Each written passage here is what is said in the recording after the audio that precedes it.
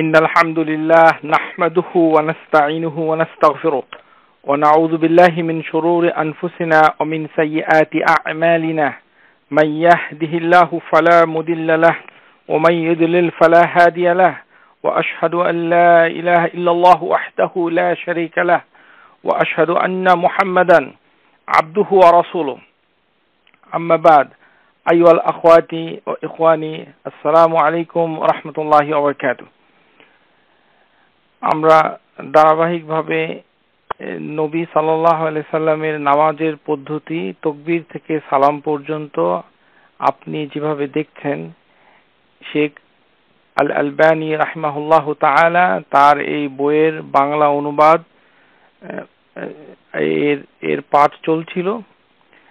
এই পাঠের দর্শের পর্যায়ক্রমে আমরা দেখতে পেলাম যে আমাদের বোনেরা অনেকেই মসজিদে বিভিন্ন সময় আসা যাওয়া করছেন এবং জামাতে নামাজ পড়ার অনেক মাসাইল আমাদের আলোচনায় চলে এসছে, এবং এই জন্য আমরা মনে করছি যে মসজিদে যাওয়া এবং মসজিদের সম্পর্কিত আমাদের বোনদের যে হুকুম সেটি বিস্তারিত আলোচনা না করলে এই সালাতের আলোচনা পরিপূর্ণ হবে না। তাই আমরা এই কয়েকটি ক্লাস শুধুমাত্র মসজিদের সাথে সম্পর্কিত সালাতুল জামাআ এবং এর ভিতরে মহিলাদের মেয়েদের কি হুকুম রয়েছে সেগুলো আমরা আলোচনা করব। আমরা জানি যে মসজিদ হচ্ছে এমন একটি স্থান, তার জায়গা, উত্তম কাজ হচ্ছে জিকির করা, আল্লাহকে স্মরণ করা, নামাজ পড়া এবং কোরআন তেলাওয়াত করা। عن أنس بن مالك رضي الله عنه قال بينما نحن في المسجد مع رسول الله صلى الله عليه وسلم إذا جاء عربي। একটি হাদিস বিখ্যাত, আপনারা সবাই জানেন যে একজন বেদুইন মসজিদে এসেছিল আন আরবি ফাকামা ইয়াবুলু ফিল মসজিদ, সে মসজিদের ভিতরে প্রস্রাব করা শুরু করে দিল। তখন সাহাবী যারা ছিলেন আশেপাশে তারা বলল মাহু মাহু, যে তুমি থামো থামো। দেন নবী সাল্লাল্লাহু আলাইহি সাল্লাম লা তাজরুমুহু দাউহু, যে তাকে বাধা দিও না, তাকে তার কাজটা করতে দাও। তারপর সে যখন তার এই প্রস্রাব করা শেষ করলো তখন নবী সাল্লাল্লাহু আলাইহি সাল্লাম এক ব্যক্তিকে এক বালতি পানি আনতে বললেন এবং তিনি সেখানে ঢেলে দেওয়ার জন্য হুকুম করলেন। এইভাবে ওই জায়গাটুকু পবিত্র হয়ে গেল। তখন নবী সাল্লাল্লাহু আলাইহি সাল্লাম ফাকাল নবী সাল্লাল্লাহু আলাইহি সাল্লাম লাহু, এই ব্যক্তিকে বললেন মসজিদের কি কাজ করা হয়। ইন্না হাযিহিল মাসাজিদ লা তাসলিহ শাইউন মিন হাযিল বাউল ওয়াল কাযার, যে এই মসজিদের ভিতরে প্রস্রাব করা, আবর্জনা রাখার জায়গা নয়। ওয়া ইন্নামা হিয়া লিযিকরুল্লাহি তাআজ্জা ওয়া জাল্লা ওয়াস সালাতু ওয়া কিরাআতুল কুরআন। তখন নবী সাল্লাল্লাহু আলাইহি সাল্লাম বললেন যে মসজিদের কাজ হচ্ছে, এখানে কর্মসূচি হচ্ছে আল্লাহকে স্মরণ করা এবং নামাজ পড়া আর কোরআন তেলাওয়াত করা। আমরা এই হাদিস থেকে জানতে পারলাম তিনটি হচ্ছে মসজিদের প্রধান কাজ। যদিও বর্তমানে বিভিন্ন দল এবং গোষ্ঠী তারা বিভিন্নভাবে মসজিদের কার্যক্রমকে বিভিন্ন কিছুতে রূপান্তরিত করেছে, সেটা আমরা বর্তমানে দেখতে পাচ্ছি, এবং তা কতটুকু শরীয়ত সম্মত হবে সেটি আলোচনার দাবি রাখে, এবং এই পরিপ্রেক্ষিতে সেটি আমরা আলোচনা করতে পারবো না। তবে শুধু একটি হাদিস আপনাদের স্মরণ করিয়ে দিতে চাই। তাছাড়া মসজিদের ভিতরে হারানো জিনিস এর ঘোষণা দেওয়া নিষেধ করা হয়েছে। কোনো ব্যক্তির যদি কোনো মূল্যবান জিনিস হারিয়ে যায়, এটি একটি অতীব জরুরি একটি বিষয়, মানবিক একটি বিষয়, যেটি আমরা অবজ্ঞা করতে পারি না। তা সত্ত্বেও মসজিদে সেই ঘোষণা দেওয়ার অনুমতি নেই। নবী সাল্লাল্লাহু আলাইহি সাল্লাম এমনও হাদিসের ভিতরে এসেছে বলেছেন যে সে যেন ওই হারানো জিনিসটা না পায়, এরকম তিনি বদদোয়া করেছেন। আখরাজাহুল হাকিম ফিল মুস্তাদরাক বিসনাদ ইলা সহিহ عن أنس بن مالك رضي الله تعالى عنه قال قال رسول الله صلى الله عليه وسلم يأتي على الناس زمان يتحلقون في المساجدهم وليس همتهم إلا الدنيا ليس فيهم حاجة فلا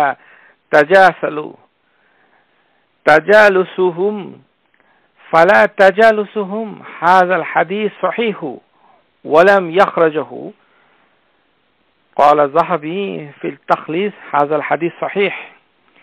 নবী সাল্লাল্লাহু আলাইহি সাল্লাম একটি সহিহ হাদিসের ভিতরে বলছেন যে অচিরেই তোমাদের ভিতরে এমন একটি সময় চলে আসবে যে লোকেরা মসজিদের ভিতরে গোল হয়ে বসবে, কিন্তু তাদের দুনিয়াদারি ছাড়া কোনো দুনিয়ার কোনো বিষয়বস্তু ছাড়া অন্য কিছু তারা আলোচনা করবে না। ওয়ালাইসা হুম্মাতুহুম ইল্লাদ দুনিয়া ওয়ালাইসা আল্লাহু ফীহিম হাজাতুন, আর আল্লাহ সুবহানাহু ওয়া তাআলার উদ্দেশ্যে কোনো সময় ব্যয় করবে না। ফালা তাজালাসুহুম, তাদের সাথে তোমাদের কোনো বসার প্রয়োজন নেই, কারণ তাদের আল্লাহর কোনো প্রয়োজন নেই। এই হচ্ছে একটি হাদিস। বর্তমানে আমরা অনেকটা তাই দেখতে পাচ্ছি যে মসজিদের ভিতরে বিভিন্ন মানুষ বিভিন্ন ধরনের কর্মসূচি নিয়ে বসে থাকে এবং সেগুলো ইসলামের নামে তারা এগুলো করতে চায়, এবং সেই ক্ষেত্রে হাদিসকে অনুসরণ করা অতীব জরুরি। এখন মেয়েদের মসজিদে আসার ব্যাপারে আমরা বিভিন্ন দলিল হাদিস থেকে পাই। قال رسول الله صلى الله عليه وسلم إن لي أدخل في الصلاة وأنا أريد إطلاتها فأسمع بكاء الصب فأتزوج فيها مخافتي أن أشق عليه أمه। নবী সাল্লাল্লাহু আলাইহি সাল্লাম বলেন যে আমি তো মসজিদে নামাজ শুরু করে দেই এবং নামাজকে দীর্ঘ করতে চাই, কিন্তু যখন আমি বাচ্চাদের কান্না শুনতে পাই, ফাআসমাউ বুকাআ সাব্বিহ, যখন আমি বাচ্চাদের কান্না শুনতে পাই তখন আমি নামাজকে সংক্ষিপ্ত করি। ফাতাজাওয়ুজু ফিহা মাখাফাতি, আমি নামাজকে হালকা করে ফেলি, সংক্ষিপ্ত করে ফেলি। আন আশাক্কা আলা উম্মাহু, কারণ আমার খুব সন্দেহ হয় যে তার মা, বাচ্চাটির মা খুব কষ্ট করছে। এই যে হাদিস, এই হাদিসের প্রেক্ষাপটে আমাদের বাংলাদেশের প্রেক্ষাপট চিন্তা করলে দেখা যায় যে হাদিসটি একটি রূপকথার মতো। আমাদের দেশে মসজিদগুলোতে না আছে মহিলা, না আছে ছোট বাচ্চা। সেখানে আমাদের নিউ ইয়র্ক এবং টরন্টো বড় বড় বাংলাদেশি এবং পাকিস্তানি আর ভারতীয় মসজিদগুলোতে এরকম নোটিশ টাঙানো থাকে যে 6 বছরের নিচে বাচ্চা আনা নিষেধ। এই নিষেধাজ্ঞা কে জারি করলো? এটির দলিল কোথায়?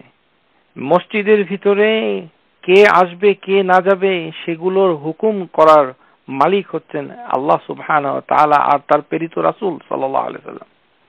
যেখানে রাসূলুল্লাহ সাল্লাল্লাহু আলাইহি সাল্লামের সময় ছোট বাচ্চাদের কান্না মসজিদে শোনা যেত ফরজ নামাজের সময়, জামাতের সময়, সেখানে আমরা বাচ্চাদেরকে না দূরে সরিয়ে দিচ্ছি এবং সেই সাথে মহিলাদের তো মসজিদে কোনো অ্যাক্সেসই নেই, সেটি বলাই বাহুল্য।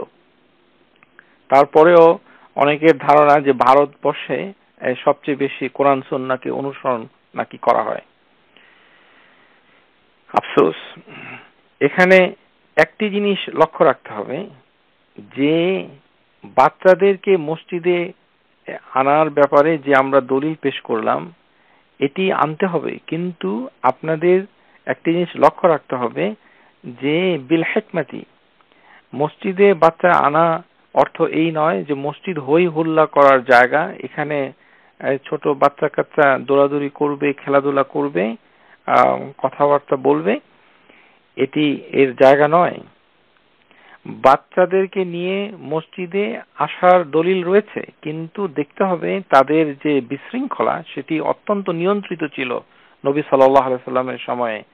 ওমিন যালিক حمل النبي صلى الله عليه وسلم أمامة في الصلاة الفريضة وهو يؤم الناس في المساجد مسجد নবী সাল্লাল্লাহু আলাইহি সাল্লাম উমামা নামক একটি বাচ্চা, ছোট একটি বাচ্চা, তার মেয়ে বাচ্চা, তার নাম ছিল উমামা। সেই উমামাকে কোলে নিয়ে তিনি মানুষের ইমামতি করেছেন, ইমাম হয়েছেন। ইমাম নিজে বাচ্চাকে কোলে নিয়ে নামাজ পড়িয়েছেন। এটি সহিহ হাদিসের ভিতরে রয়েছে। এটি বর্তমানে কল্পনাই করা যায় না। কোনো ইমাম যদি কোনো তার ছোট বাচ্চাকে ইমামের পাশে দাঁড়া করায়, তাহলে আমাদের সমাজে লোকজন খুব অস্বস্তি বোধ করে, মনে করে যে বাচ্চাটা আমাদের নামাজে ডিস্টার্ব করছে। শুনুন, নবী সাল্লাল্লাহু আলাইহি সাল্লাম বলছেন যে মসজিদের ভিতরে কোনো ধরনের ডিস্টার্ব করা যাবে না। সেটি হচ্ছে মসজিদের একটি আদব। এটি বলতেই হবে, কারণ আমরা মসজিদের ভিতরে গেলে দেখতে পাই যে মসজিদের ভিতরে অনেকে জোরে জোরে কোরআন শরীফ পড়ে, আবার অনেকে নামাজ পড়ে, এবং অনেকে অন্য কর্মসূচিও করে। এবং যারা অন্য কর্মসূচি করে বিভিন্ন সংগঠনের পক্ষ থেকে, তারা অনেক সময় যারা নামাজ পড়ে তাদের নামাজের প্রতি তারা দৃষ্টি রাখে না। আরেকটি বিষয় হচ্ছে যে মসজিদের ভিতরে যাদের হাইজ হয়েছে, যে সকল বোনদের নামাজ পড়তে হয় না হাইজের জন্য, পিরিয়ডের জন্য, তারা মসজিদের পিছনে বসে কথাবার্তা বলে এবং অন্য যারা নামাজ পড়ছেন তাদের নামাজে বাধা সৃষ্টি করে। এটি অত্যন্ত গর্হিত কাজ। যাকারা কাউলান নবী সাল্লাল্লাহু আলাইহি সাল্লাম লা ইয়াজহারু বা'দুকুম আলা বা'দ ফিল কুরআন। তোমরা কোরআন তেলাওয়াত উচ্চস্বরে করার সময় একে অপরের সাথে প্রতিযোগিতা করো না। এই হাদিস থেকে জানা যাচ্ছে যে আমাদের দেশের এই ট্র্যাডিশনাল যে কোরআন খতম, এটি বৈধ নয়, পদ্ধতির ক্ষেত্রে বৈধ নয়। আপনার সেই কোরআন খতম এটি শরীয়তে আছে কিনা, যে প্রচলিত প্রথায় আমাদের সমাজে করে, মানুষ অনেকগুলো লোক একত্রে বসে তারপর উচ্চস্বরে পড়তে থাকে, কেউ কারোর কোরআন শুনে না, এটা করা যাবে না।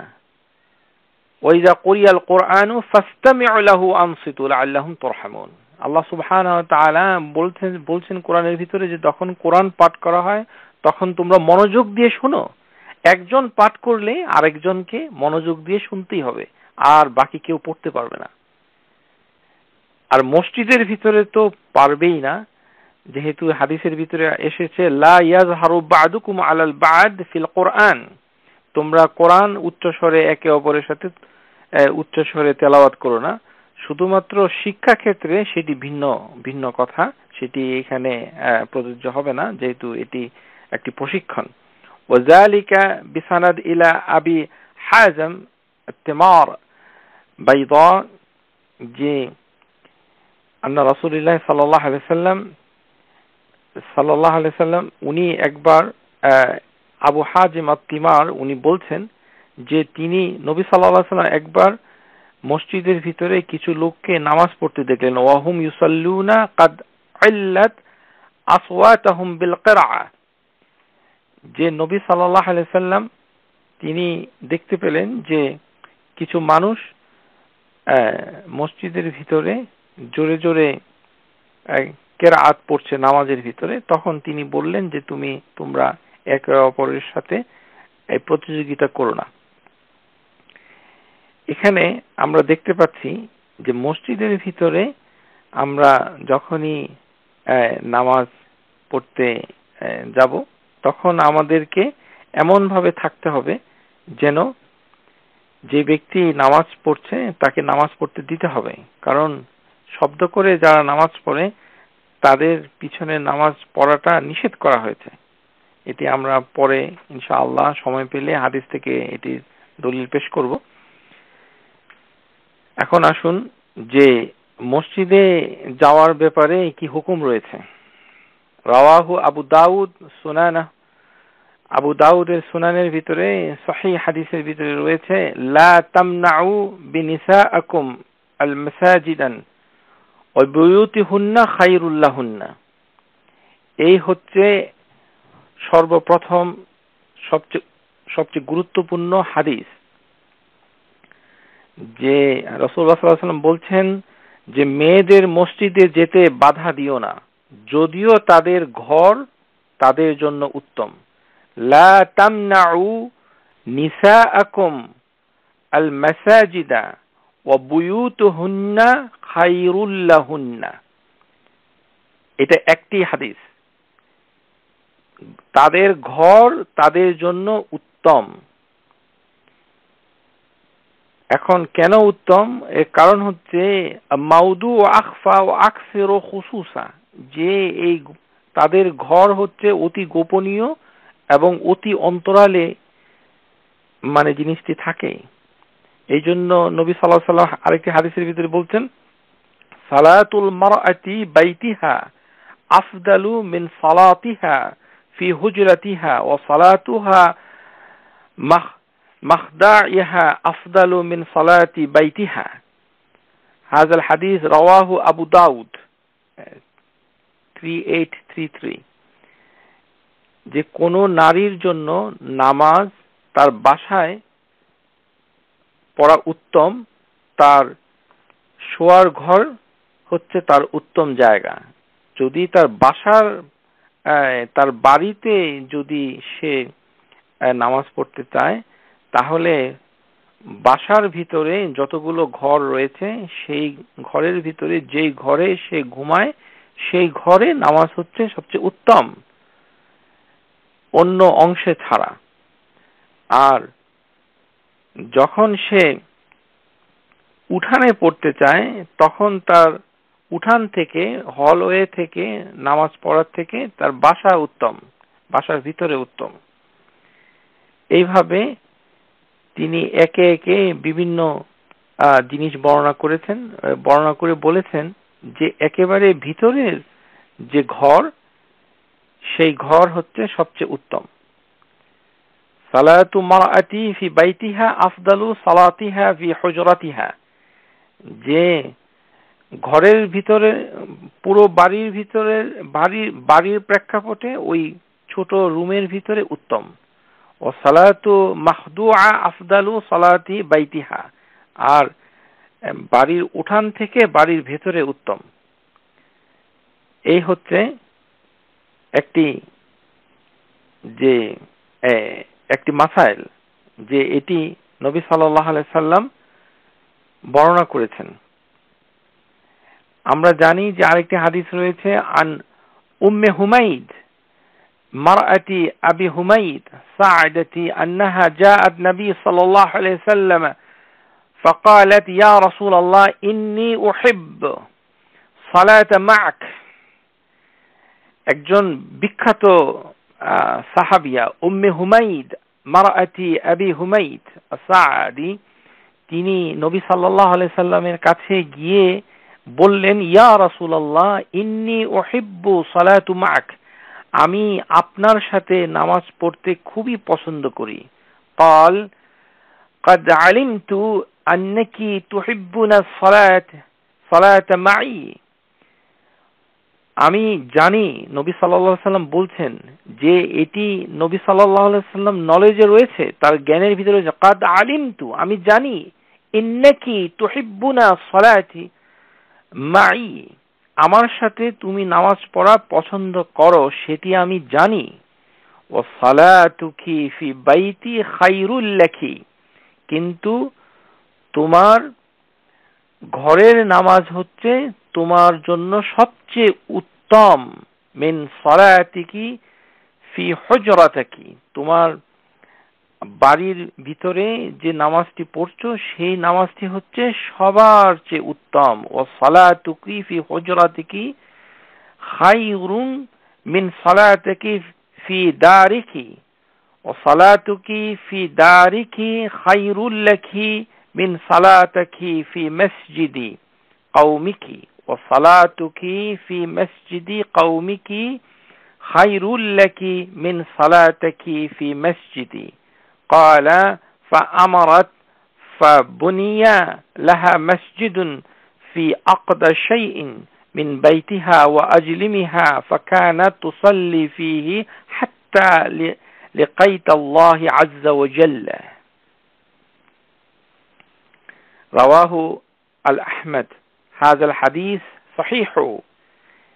এই হাদিসের ভিতরে এমন একজন বিখ্যাত সাহাবী মহিলার কাহিনী বর্ণনা করা হয়েছে, যিনি নবী সাল্লাল্লাহু আলাইহি সাল্লামের কাছে এসে বলছিলেন যে, ইয়া রাসূলুল্লাহ, আপনার সাথে নামাজ পড়তে আমি খুবই পছন্দ করি। নবী সাল্লাল্লাহু আলাইহি সাল্লাম তাকে তুলনা দিয়ে দিয়ে বিভিন্ন ভাবে তাকে বললেন যে সবচেয়ে উত্তম হচ্ছে তোমার ঘরের ভিতরে, তুমি যে ঘরে থাকো, হুজরাতে কি সালাতুকি, সেটি হচ্ছে সবচেয়ে উত্তম। ঘরে বাড়ির ভিতরে নিজস্ব ঘরে যেখানে তুমি থাকো, আর বাড়ির বাইরে থেকে সবচেয়ে বেশি উত্তম হচ্ছে তোমার ঘর।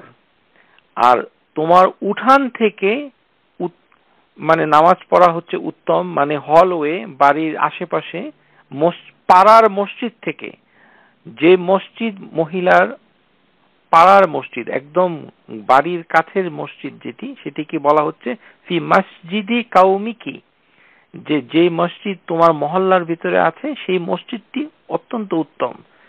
ওয়াফি মসজিদি কাউমিকি খায়রুল লাকি সালাতাকি ফি মসজিদি, আর আমার মসজিদের থেকে তোমার বাড়ির কাছের মসজিদটি উত্তম। সুবহানাল্লাহি বিহামদি।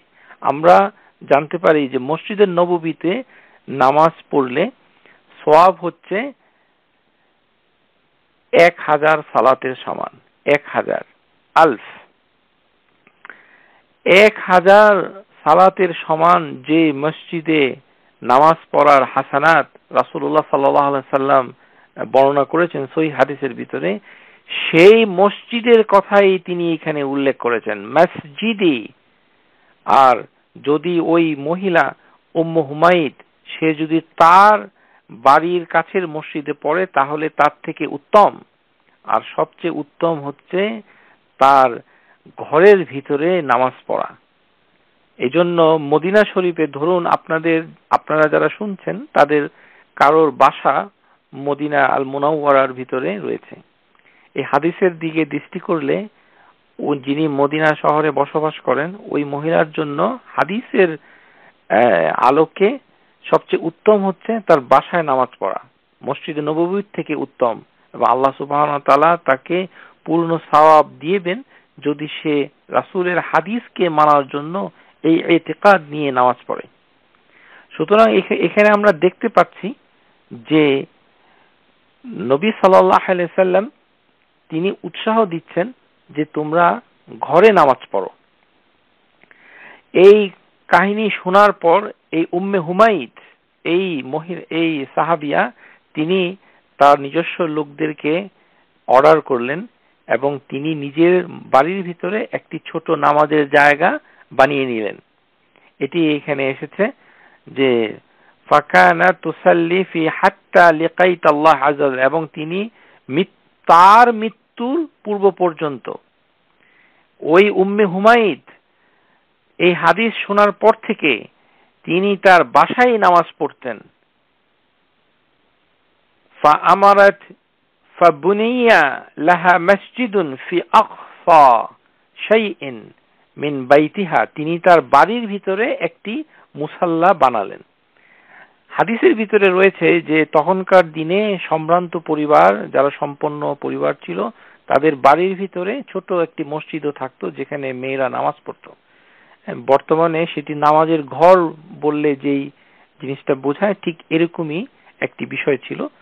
তো সেখানেই তিনি অন্দরমহলের মসজিদের ভিতরেই, বাড়ির ভিতরেই নামাজ পড়তেন এবং সারা জীবন নামাজ পড়েছেন হাত্তা লাকিয়াত আল্লাহ আযজা ওয়া জাল্লা, যতক্ষণ পর্যন্ত সে আল্লাহ সুবহানাহু ওয়া তাআলার সাথে তার সাক্ষাৎ না হয়, অথবা অর্থাৎ মৃত্যুবরণ করেছেন। যেমন এসেছে উম্মু আরাকা বিনতে আব্দুল্লাহ ইবনে নওয়াফেল, যে তিনি তাকে বলেছেন যে আমি একটি মুয়াজ্জিন নিয়োগ করার জন্য অনুমতি চাই। মানে নবী সাল্লাল্লাহু আলাইহি সাল্লামের কাছে এই উম্মু আরাকা বিনতে আব্দুল্লাহ ইবনে নওয়াফেল তিনি বলছেন যে ইয়া রাসূলুল্লাহ, আমাকে আপনি অনুমতি দেন যেন আমি একটি বাড়িতে একটি মুয়াজ্জিন নিযুক্ত করি। তখন তিনি তাকে অনুমতি দিলেন এবং তাকে বললেন যে তুমি পরিবারের সবাইকে নিয়ে মসজিদে, ওই বাড়ির মসজিদে ইমামতি করো। এখানে এই হাদিস দিয়ে উম্মু ওয়ারাকা বিনতে আব্দুল্লাহ বিন নওয়াফিল আনসারিয়া আন্নাহা আস্তাযানাত নবী সাল্লাল্লাহু আলাইহি ওয়াসাল্লাম আন তাত্তাখিযু ফি দারিহা মুআজ্জিনাহা ফাআযানা লাহু ওয়া আমরাহা আন তুম্মু আহলু দারিহা। হাযাল হাদিস হাসানাহু শাইখ আল-আলবানী ইরওয়াউল গালিল 493। মহিলারা যে নামাজের ইমামতি করতে পারে এই হাদিসটি হচ্ছে এর দলিল। এই হাদিসটি হচ্ছে ইরওয়াউল গালিল 493, আবু দাউদ 591।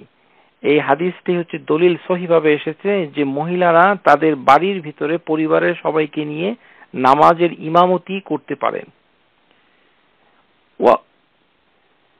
এবং হাদিস থেকে বর্ণিত আছে যে আয়েশা রাদিয়াল্লাহু তাআলা আনহা তিনি নিজে আযান দিতেন এবং মেয়েদের নামাজে ইমামতি করতেন এবং যে সফের মাঝখানে দাঁড়াতেন। এই যে নামাজের জন্য যে লাইন হয় সেই লাইনের মাঝখানে মেয়েরা দাঁড়াতেন, আপনারা সবাই জানেন। সুতরাং আমরা দেখতে পাচ্ছি যে বাড়িতে নামাজ পড়া হচ্ছে সবচেয়ে বেশি উত্তম। মসজিদে যদি আমরা পড়তে চাই তাহলে তখন জিনিসটি হচ্ছে বিবেচনার ভিতরে চলে আসবে, অনেক ধরনের শর্ত এখানে চলে আসবে এবং অনেক ধরনের শর্তের মধ্য দিয়ে এই হুকুমটি কায়েম করতে হবে। এখানে আপনাদের ধীর স্থিরভাবে সিদ্ধান্ত নিতে হবে যে আপনি কোন কাজটুকু করবেন এবং কি কাজ করলে আপনি বেশি আল্লাহর নৈকট্য লাভ করবেন। কারণ আমরা সবাই আল্লাহর নৈকট্য লাভ করতে চাই, যেটি রাসূলুল্লাহ সাল্লাল্লাহু আলাইহি সাল্লাম নির্দেশনা দিয়েছেন তার অনুকূলে। আবেগের বশবর্তী হয়ে কোনো কিছু করাটা সহিভাবে সাব্যস্ত হবে না। كما في الحديث عبد الله بن عمر قال سمعت رسول الله صلى الله عليه وسلم يقول لا تمنعوا نساءكم المسجد إذا أستأذنكم إليها. قال فقال بلال ابن عبد الله والله لا نمنعهن. قال فقبل عليه عبد الله فسبه سبا شيئا ما سمعت سبه مثله قط. وقال أخبرك أن رسول الله صلى الله عليه وسلم وتقول والله لا تمنعهن. রাওয়াহু মুসলিম। এটি একটি ঘটনা আমরা বর্ণনা করছি। এটা মুসলিমের 667 নম্বর হাদিসের ভিতরে এই ঘটনাটি রয়েছে যে আব্দুল্লাহ ইবনে ওমর, সাহাবী আল কাবীর জলিল কদর, সবচেয়ে বেশি জ্ঞানী একজন সাহাবী আব্দুল্লাহ ইবনে ওমর, তিনি নবী সাল্লাল্লাহু আলাইহি সাল্লামের কাছ থেকে শুনেছেন যে যখন মেয়েরা মসজিদে যাওয়ার অনুমতি চায় তখন তাদের বাধা দিও না। এই কথাটুকু তিনি বর্ণনা করছেন কার কাছে? তার ছেলে বিলাল বিন আব্দুল্লাহ। বিলাল হচ্ছে আব্দুল্লাহ ইবনে ওমরের ছেলে। তো বিলাল ইবনে আব্দুল্লাহ এই হাদিস জানতেন না। তিনি বললেন যে আমি মসজিদে যদি কোনো মহিলারা যেতে চায় তাহলে আমি তাদেরকে বাধা দিব। এই কথা তিনি বললেন, ওয়াল্লাহু লা তামনাউহুন্না, আল্লাহর কসম আমি মহিলাদেরকে মসজিদে যেতে বাধা দিব। তখন আব্দুল্লাহ ইবনে ওমর তার ছেলের দিকে তাকিয়ে খুব বকাঝকা করলেন। ফাসাব্বাহু সাব্বান শাইয়ান মা সামিআতু, তিনি বলছেন যে আমি বললাম রাসূলুল্লাহ সাল্লাল্লাহু আলাইহি সাল্লাম বলছেন আর তুমি কিনা বলো আল্লাহর কসম আমি বাধা দিব। এই ঘটনার পর আব্দুল্লাহ ইবনে ওমর ওই ছেলের সাথে মৃত্যুর আগ পর্যন্ত কথা বলেন নাই। একটি হাদিস, যে হাদিস রাসূলুল্লাহ সাল্লাল্লাহু আলাইহি ওয়াসাল্লাম অনুমতি দিয়েছেন যে মসজিদে যদি অনুমতি চায় তাহলে বাধা দিও না, এই হাদিস শোনার পর যখন তার নিজের ছেলে এই হাদিসের বিরোধিতা করেছে, তখন তিনি ছেলের সাথে কথাবার্তা বলা বন্ধ করে দিলেন, রাগ করলেন তার সাথে, এমন রাগ যে তার সাথে কথাবার্তাই বলতেন না। এরকম কিছু বর্ণনা হাদিসের ভিতরে এসেছে। পুরো ঘটনা বিস্তারিতভাবে কোনো বইতে নেই, আল্লাহ নোজ বেস্ট। এখন মসজিদে যাওয়ার ব্যাপারে মেয়েদের কি কি শর্ত রয়েছে? ওয়ালাকিন্না যাহাবুল মারআতি ইলাল মসজিদ ইয়াশতারতু ফিহা, কতগুলো শর্ত রয়েছে। এই শর্ত হচ্ছে মোট তিনটি শর্ত। মেয়েদের মসজিদে যাওয়ার ব্যাপারে তিনটি শর্ত রয়েছে। এই তিনটি শর্ত অবশ্যই পূর্ণ করতে হবে। আন তাকুনা ফিল হিজাবু কামিল, পরিপূর্ণ হিজাব করতে হবে, পরিপূর্ণ। আল হিজাব আল কামিল, পরিপূর্ণ। আল কামাল, পরিপূর্ণ হিজাব করতে হবে। আন তাখরুজু গায়রি মুতাতাইয়িবুহু, মুতাতাইয়িবু মিনিং হচ্ছে যে সুগন্ধি ব্যবহার করা যাবে না, সুগন্ধি ছাড়া, পারফিউম ছাড়া মসজিদে যেতে হবে। আন ইয়াকুনা যালিকা বিইজনিজ যাওজা, আর স্বামীর অনুমতি বাধ্যতামূলক, স্বামীর অনুমতি নিয়ে মসজিদে যেতে হবে। মসজিদে যে মহিলা এবং পুরুষ তারা উভয়ই নবী সাল্লাল্লাহু আলাইহি সাল্লামের সময়ে হাজির হতেন, তার বহু দলিল রয়েছে। যেমন একটি দলিল হচ্ছে রাওয়াহু মুসলিম, খায়রু সুফুফি রাজুলিন আউওয়ালাহা ওয়া শাররুহা আখিরুহা ওয়া খায়রু সুফুফিন নিসাই আখিরুহা ওয়া শাররুহা আউওয়ালুহা। যে নবী সাল্লাল্লাহু আলাইহি সাল্লাম বলছেন যে পুরুষের জন্য উত্তম হচ্ছে প্রথম সফ, প্রথম লাইন, প্রথম কাতার। প্রথম কাতার হচ্ছে পুরুষের জন্য উত্তম, আর নিকৃষ্টতম হচ্ছে পুরুষদের জন্য শেষের কাতার। ও শাররুহা আখিরুহা, আর মেয়েদের জন্য সবচেয়ে উত্তম হচ্ছে শেষের কাতার। ও খায়রু সুফুফিন নিসাই আখিরুহা ও শাররুহা আউওয়ালুহা, আর তাদের প্রথম কাতার হচ্ছে নিকৃষ্ট। এখন এই হাদিস হচ্ছে সেই জমানার জন্য যখন মহিলা এবং পুরুষ মসজিদের ভিতরে পর্দা ছাড়া, কোনো ধরনের পার্টিশন ছাড়া একে পাশাপাশি পিছনে অথবা সামনাসামনি পুরুষদেরকে রেখে মেয়েরা নামাজ পড়তো, সেই যুগের কথা। সেরকম যদি কোনো পরিস্থিতি হয় তাহলে এই হাদিসের অনুযায়ী হবে যে প্রথম কাতার হচ্ছে পুরুষের জন্য উত্তম এবং শেষের কাতার হচ্ছে নিকৃষ্টতম, আর মহিলাদের জন্য হচ্ছে নিকৃষ্টতম হচ্ছে প্রথম কাতার। কিন্তু বর্তমানে যে মসজিদ রয়েছে যেখানে মেয়েদের পৃথক ব্যবস্থা করা হয়েছে, কমপ্লিটলি সেপারেট ফ্লোর, যেখানে পুরুষ নাই, সেখানে এই হাদিসের এই হুকুম প্রযোজ্য হবে না। ভালো করে শুনে রাখুন। এই কথাটুকু বিস্তারিত আলোচনা করেছেন আল-আল্লামা মাশহুর হাসান সালমান তার বিখ্যাত কিতাব আল কাউলুল মুবিন ফি আখতায়ে মুসাল্লিন। তিনি বলছেন যে মসজিদের ভিতরে যদি মেয়েদের জন্য আলাদা গোরফা, আলাদা কক্ষ থাকে যেখানে মেয়েরা ছাড়া আর কোনো পুরুষ নাই, তখন মেয়েদের হুকুম পুরুষের মতোই হবে।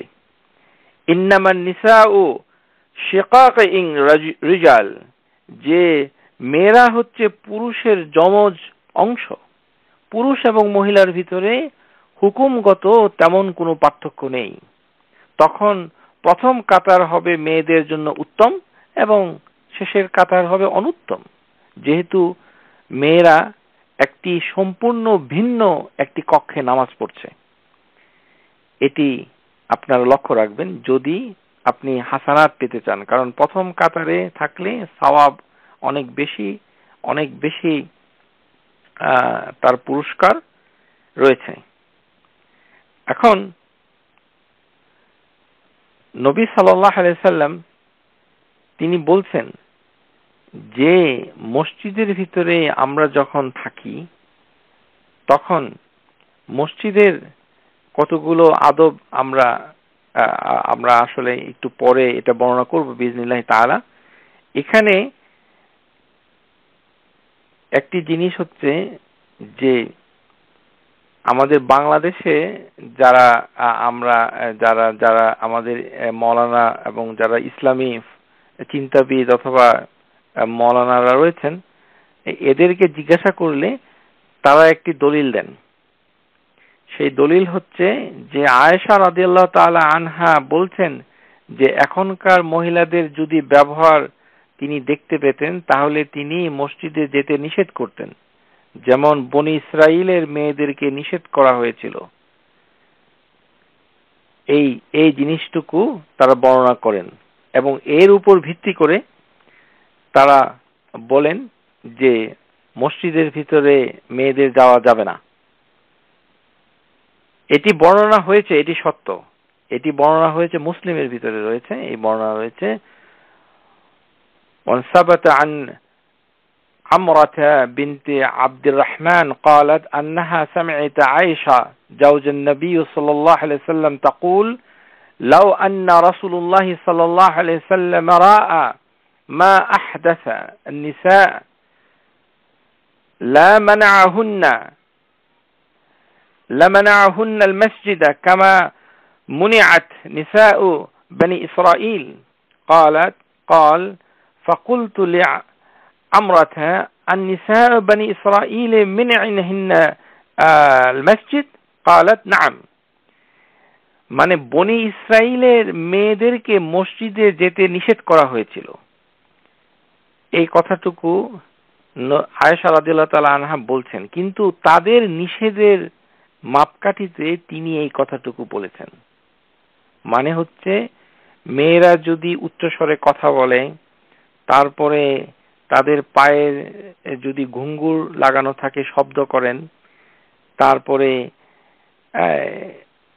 অন্য কোনো উপায়ে যদি যে সকল শর্ত রয়েছে, যেমন সুগন্ধি ব্যবহার করা যাবে না এবং তাকে পরিপূর্ণ হিজাব রক্ষা করতে হবে, কথাবার্তাকে মানে কমাতে হবে অথবা আস্তে আস্তে বলতে হবে, এরকম বিশৃঙ্খলা দেখে আয়েশা রাদিয়াল্লাহু তাআলা আনহা এই কথাটুকু বলেছিলেন যে এরকম ব্যবহার যদি হতো তাহলে হয়তো রাসূলুল্লাহ সাল্লাল্লাহু আলাইহি সাল্লাম তিনি নিষেধ করতেন। কিন্তু এটি তো তার হচ্ছে ধারণা, তিনি তাকওয়া থেকে এই কথাটুকু বলেছেন, কিন্তু তার মানে এই নয় যে তারা মসজিদে যাবে না। এটি দিয়ে এই দলিল প্রমাণ হয় না। যেমন হাদিসের ভিতরে এসেছে নবী সাল্লাল্লাহু আলাইহি সাল্লাম বলেছেন লাকাদ হামামতু, যে আমার ইচ্ছে হয় যে ওই সকল বাড়িগুলোতে আমি আগুন ধরিয়ে দেই যারা মসজিদে জামাতে নামাজ পড়ে না, যে সকল পুরুষরা। কিন্তু যতই ঘটনা ঘটুক না কেন মসজিদের আশেপাশের বাড়িগুলোতে অনেকেই হয়তো মসজিদে আসেন নাই, এই ধরনের ঘটনা আমরা হাদিসে দেখতে পাই। কিন্তু তিনি কি কোনো বাড়িতে আগুন ধরিয়েছেন? কখনোই না। তিনি বলেছেন, মানে হচ্ছে গুরুত্ব আরোপ করেছেন যে এটি এত গুরুত্বপূর্ণ যে ছেলেদের মসজিদে জামাতে নামাজ পড়া। কিন্তু ওই আগুন ধরানোর ব্যাপারটুকু হচ্ছে আক্ষরিকভাবে এখানে আমল করা হয়নি, কিন্তু এটি একটি মাপকাঠি দিয়েছেন যে এটির গুরুত্ব। তেমনি মসজিদে মেয়েদের যেতে নিষেধ করতেন যদি নবী সাল্লাল্লাহু আলাইহি ওয়াসাল্লাম এই ব্যবহার দেখতে পেতেন। এটি উনি বলছেন যে মেয়েরা মসজিদে যাওয়ার জন্য শর্তকে ভঙ্গ করছে, তারা বিভিন্নভাবে সেই আমলে বিভিন্ন ধরনের শর্ত ভঙ্গ করছে, সেই জন্য এই ধরনের কঠিন কথা আয়েশা রাদিয়াল্লাহু তাআলা আনহা তিনি বলেছেন। যেমন আবু দাউদের ভিতরে হাদিস ইবনে আব্বাস ওয়ালি লাফসাহু লা তাসাল্লু খালফা নাইম ওয়ালা মুতাহাদ্দাস, মুতাহাদ্দাস যে সকল ব্যক্তি ঘুমিয়ে থাকে অথবা যারা কথাবার্তা বলে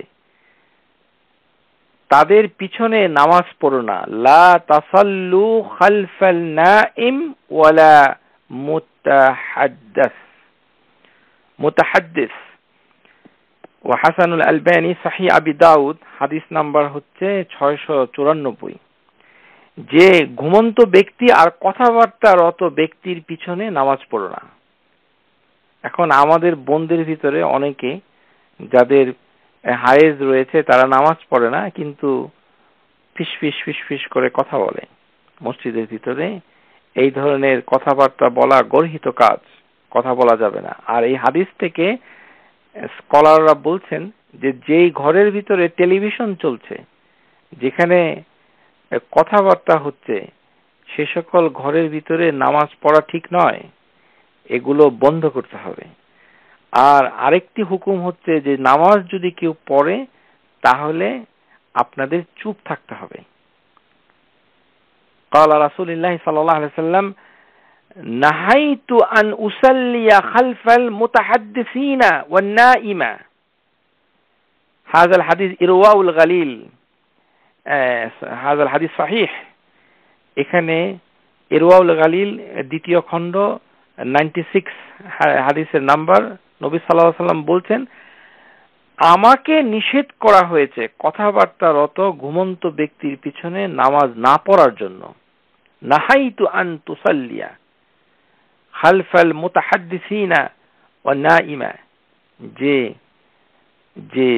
যদি ঘুমিয়ে থাকে কেউ তখনও নামাজ ওই ঘুমন্ত ব্যক্তির কাছে যেন নামাজ না পড়ে, তাহলে তার ডিস্টার্ব হবে। আর যারা কথাবার্তা বলছে তাদের সাথে নামাজ না পড়ার জন্য। এটি অত্যন্ত গুরুত্বপূর্ণ। মসজিদের ভিতরে যখনই আমরা প্রবেশ করব তখনই আমাদেরকে লক্ষ্য করতে হবে যে আমাদের যেন উযু সেটি ঠিক থাকে। ওয়াইদা দাখাল আল মসজিদা কানা সালাতি মা কানাত তাহবুসুহু আই মা দামা মুনতাযিরা লিস-সালাহ, মুনতাযিরা লিস-সালাহ, দামান মুনতাযিরা লিস-সালাহ, যে নামাজের জন্য অপেক্ষা করছে, যদি এরকম করে তুসাল্লি আলাইহিল মালাইকা মা দামা ফি মাজলিসি আল্লাযী ইউসাল্লি ফীহি আল্লাহুম্মা ইগফির লাহু আল্লাহুম্মা আরহামহু মা লাম ইউহদিস ফীহি। যতক্ষণ পর্যন্ত কারোর উযু নষ্ট না হয় ততক্ষণ পর্যন্ত একটা ফেরেশতা ওই যে নামাজের অপেক্ষারত মানে ব্যক্তির জন্য সে ইউসাল্লু আলাইহি, সে তার জন্য প্রার্থনা করে, বলে আল্লাহুম্মা ইগফির লাহু, হে আল্লাহ এই ব্যক্তিকে ক্ষমা করে দাও, তার উপরে রহম করো। সুতরাং মসজিদের ভিতরে যখনই মানুষ থাকবে তখনই তাকে সবসময় উযুর সাথে থাকতে হবে। এখন আসুন যে মসজিদের ভিতরে যাওয়ার ব্যাপারে আমি প্রথমেই যে জিনিসটুকু আপনাদের দৃষ্টি আকর্ষণ করতে চাই সেটি হচ্ছে, আমি বিস্তারিত করব না, কারণ আমাদের লক্ষ্য হচ্ছে নামাজের উপরে আমাদের দর্শ চলছে, এই জন্য বিস্তারিত বিষয়ে আমরা আলোচনা করব না। শুধু আমি আকার ইঙ্গিতে কিছু গুরুত্বপূর্ণ জিনিস আপনাদের স্মরণ করিয়ে দিতে চাই। একটি জিনিস হচ্ছে আল হিজাব কামাল, যে হিজাব কামাল, যে পরিপূর্ণ হিজাব, এই হিজাবের প্রসঙ্গে বর্তমানে নিউ ইয়র্ক, টরন্টোতে আমরা যেটা দেখতে পাচ্ছি যে মেয়েদের মসজিদে যারা আসেন তাদের টাইট জামা কাপড়, প্যান্ট, মাথায় একটি এই কাপড়ের টুকরা দিয়ে মাথাটা ঢেকে রাখেন, মাশাআল্লাহ খুবই ভালো, কিন্তু মাথায় শুধু ঢাকতে হবে আর কোনো হিজাব নাই। এই হিজাবের বর্ণনা পবিত্র কোরআনে অথবা হাদিসে কোথাও নাই। এটি হচ্ছে মানুষের বানানো হিজাব। টাইট জামা কাপড় পরার প্রসঙ্গে আজকাল যে প্যান্ট পাওয়া যায় ছেলেদের, বিশেষ করে মেয়েদের প্যান্ট জিন্সের তৈরি অথবা অন্য কোনো কাপড়ের তৈরি, এটি শরীরের যে অঙ্গ প্রত্যঙ্গ সেগুলোকে একেবারে পরিষ্কার সেই পাগুলোকে, পায়ের উপরের অংশগুলোকে দেখা যায়, বোঝা যায়। এটি কোনো হিজাব নয়। এই ধরনের প্যান্ট পরে মসজিদে যাওয়া যাবে না। যাদের অনেক, আমি দেখেছি যে ছোট ছোট মেয়েরা যারা মসজিদে যাচ্ছে মায়ের সাথে, মা হয়তো মাশাআল্লাহ একটি জিলবাব পরেছে, একটি বোরকা পরেছে, কিন্তু সাথে তার যে মেয়ে তার টাইট প্যান্ট পরে যাচ্ছে, জামা কাপড় পরছে। যারা এই ধরনের জামা কাপড় পরবে, টাইট জামা কাপড় পরবে, বিশেষ করে প্যান্ট, উপরের শার্ট যদি পরে সেটা একই, এই ধরনের টাইট জামা কাপড় পরার মেয়েদের ক্ষেত্রে একটি হাদিস আমি আপনাদের খেদমতে পেশ করতে চাই। নবী সাল্লাল্লাহু আলাইহি সাল্লাম বলছেন, আন্নান নবী সাল্লাল্লাহু আলাইহি সাল্লাম সানাফান মিন আহলিন নার লাম আরাহুমা বা'দ। আমি দুজকের ভিতরে দুই ধরনের লোকদেরকে দেখতে পেলাম, কিন্তু সেই দুই ধরনের লোকদেরকে আমি চিনতে পারলাম না। সুবহানাল্লাহ। রাসূলুল্লাহ সাল্লাল্লাহু আলাইহি সাল্লাম বলছেন যে আমি দোজকের ভিতরে আহলুন নার সানাফান দুই ধরনের লোক আমি দেখতে পেলাম, এই দুই ধরনের লোকদেরকে আমি চিনতে পারলাম না। লাম আরাহুমা বাদ। এক ধরনের লোক হচ্ছে রিজালুন মাআহুম সিয়াতুন কাআজনাবাল বাকরা ইয়াদরুবুহুন্না বিহান নাস ইয়ানি যালমান ওয়া আদওয়ানান। মানে কিছু সংখ্যক লোক, তাদের হাতে গরুর লেজের মতো একটা চাবুক, আজনাবাল বাকরা, বাকারা মানে আজনাবাল বাকারা মানে গরুর লেজের মতো এক ধরনের চাবুক তাদের হাতে আছে ওই মানুষদের সাথে, এবং তারা অন্য মানুষকে আঘাত করছে। এর অর্থ হচ্ছে এই মানুষগুলি অত্যন্ত জুলুম করছে মানুষের উপরে। ইয়ানি যুলমান ওয়া আদওয়ানান, যারা অত্যাচার করছে, হিংস্রভাবে অন্যায়ভাবে মানুষদেরকে আক্রমণ করছে, কিন্তু তাদের হাতে রয়েছে চাবুক গরুর লেজের মতো। এই লোকগুলোর এই কর্মকাণ্ড, এই দুনিয়াতে তারা যেগুলো করত, ঠিক সেই কর্মকাণ্ডগুলোকেই নবী সাল্লাল্লাহু আলাইহি সাল্লামকে এই আল্লাহ সুবহানাহু ওয়া তাআলা দুজকের ভিতরে দেখাচ্ছেন যে এই লোকগুলো দুনিয়াতে মানুষদেরকে চাবুক মারত, অর্থাৎ অত্যন্ত অত্যাচার করত। এর দৃষ্টান্ত হিসেবে নবী সাল্লাল্লাহু আলাইহি সাল্লাম বলছেন যে তাদের হাতে চাবুক ছিল, তারা মারছেন, সুতরাং তারা আগুনের ভিতরে আছে, জাহান্নামের ভিতরে রয়েছে, এবং নবী সাল্লাল্লাহু আলাইহি সাল্লাম তাদেরকে চিনতে পারলেন না। এটি হচ্ছে পুরুষদের ক্ষেত্রে। আর মেয়েদের ক্ষেত্রে তিনি যেই সকল মহিলাদেরকে তিনি চিনতে পারেন নাই, লাম আরাহুম বাদ। ওয়া নিসাউন কাসিয়াতুন আরিয়াতুন মাইলাতুন মুমাইয়িলাত, যে সকল নারী কাপড় পরেছে কিন্তু তারা উলঙ্গ, উদ্ধত ভঙ্গিতে হাঁটে। হাদিসের ভিতরে এসেছে কাসিয়াতুন আরিয়াতুন, কাপড় পরেছে, কিন্তু নবী সাল্লাল্লাহু আলাইহি সাল্লাম বলছেন তারা আরিয়াতুন, তারা নগ্ন হয়েছে। এটি অত্যন্ত আজীব যে সাহাবীরা, হাদিসের ব্যাখ্যায় অনেক কাহিনী বর্ণনা করা আছে যে সাহাবীরা আশ্চর্য হয়ে গেছে, ইয়া রাসূলুল্লাহ, এটা কিভাবে সম্ভব যে মেয়েরা কাপড় পরবে কিন্তু তারা নগ্ন থাকবে? আর সেই মেয়েদেরকেই নবী সাল্লাল্লাহু আলাইহি সাল্লাম দোজকে দেখে এসেছেন এবং তাদেরকে তিনি চিনতে পারেন নাই। লাম আরাহুমা বাদ ওয়া নিসাউন কাসিয়াতুন আরিয়াতুন মাইলাতুন মুমাইয়িলাত। আর তারা কাপড় পরিধান করছে, মানে দুনিয়াতে করেছে, তারা নগ্ন ছিল কাপড় পরা সত্ত্বেও, আর উদ্ধত ভঙ্গিতে তারা হাঁটত। যেমন হাই হিল পরে, যদি উঁচু হিল পরে হেঁটে হেঁটে যায় উদ্ধত ভঙ্গিতে, তাহলে এর আওতায় পড়ে যাবে, কারণ তা শব্দ করে, ওই শব্দটি করা নিষেধ। আরেকটি জিনিস, সেটি হচ্ছে খুবই অবাক করার মতো, যেটি দৃষ্টি আপনাদের আকর্ষণ করতে চাই, সেটি হচ্ছে আমাদের সমাজে একটি অদ্ভুত রীতি চালু রয়েছে। এই রীতির যে কখন শেষ হবে আল্লাহ সুবহানাহু ওয়া তাআলা ভালো জানেন। যে সকল মহিলা যাদের বয়স খুব বেশি, বুড়ো বৃদ্ধা হয়ে গেছেন, বয়স্কা হয়েছেন, যাদের বয়স হয়েছে 50 বছর অথবা 60 বছর অথবা অধিক, সে সকল বৃদ্ধ মহিলাদেরকে দেখা যায় যে মাথা, পা, চোখ একটু বাদ দিয়ে সমস্ত শরীরকে আবৃত করে হিজাব করে রাস্তা চলাফেরা করেন। আর তার সাথে যে মেয়ে রয়েছে সে কিছুই করে না, অথবা ছেলের বউ রয়েছে সে কিছুই করে না।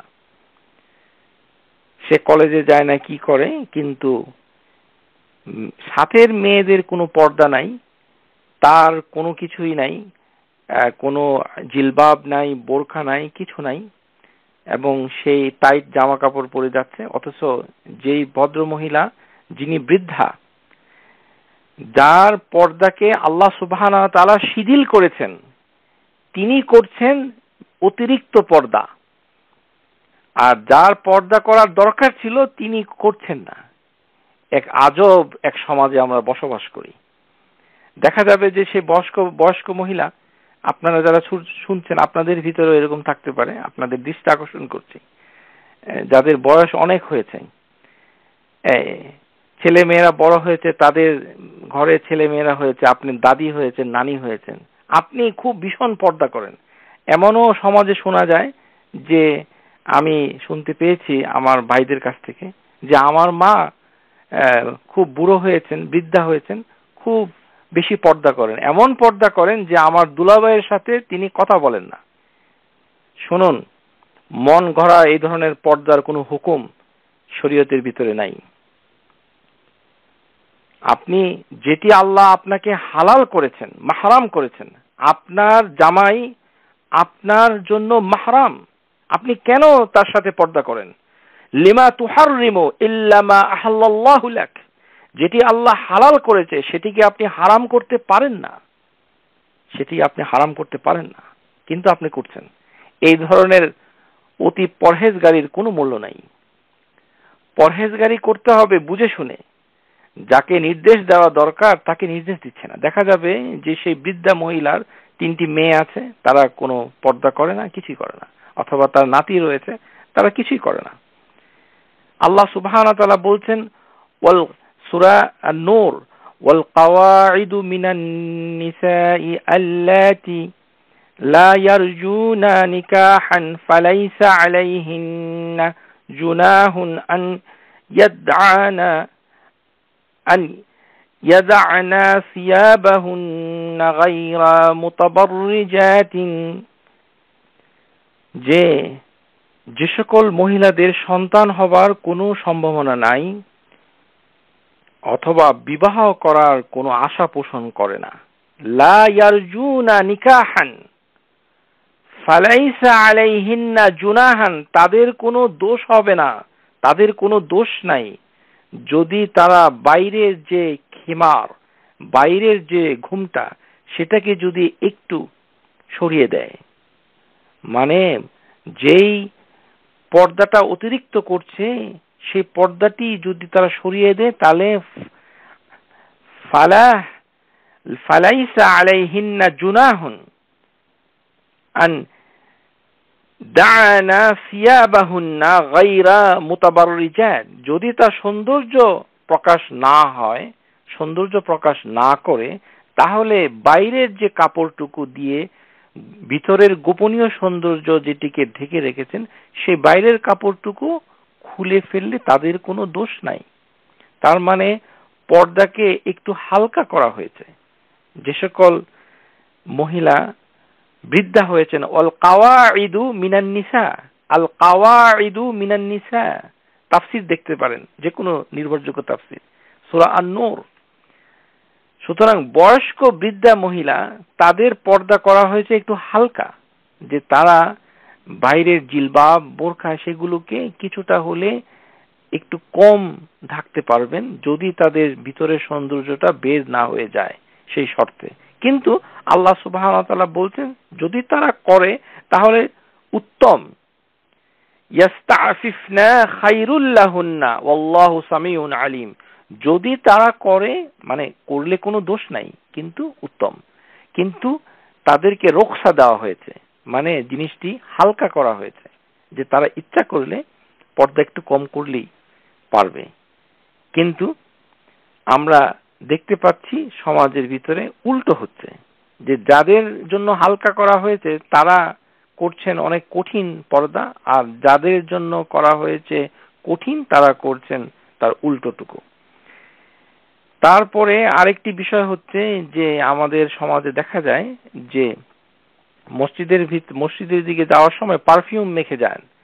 এখন যে পারফিউম বাজারে পাওয়া যায়, বিভিন্ন দামি পারফিউম, সেই ধরনের খুশবু যুক্ত পারফিউম, যে ধরনের খুশবুই হোক, আতর হোক, পারফিউম হোক, যেটাই হোক না কেন, সেই মাসালাতে আমি যেতে চাচ্ছি না। শুধু বলতে চাই যে খুশবু পারফিউম যদি কেউ স্প্রে করে শরীরের উপরে, আর সে যদি মসজিদে যায়, তাহলে তার উচিত না পারফিউম ব্যবহার করা। হাদিসে অনেকগুলো হাদিস রয়েছে। একটি হাদিস হচ্ছে ইজা খারাজাত আহাদাকুন্না ইলাল মসজিদ ফালা তাকরাবান্না তাইয়িবান তুতাইয়িবান তাইয়িবান তুতাইয়িব করা যাবে না, কোনো মানে খুশবু অথবা মানে আতর অথবা পারফিউম, সেন্ট, এগুলো স্প্রে করা যাবে না যখন আপনারা মসজিদে যাবেন। এটি হাদিস। যেমন হাদিসের ভিতরে রয়েছে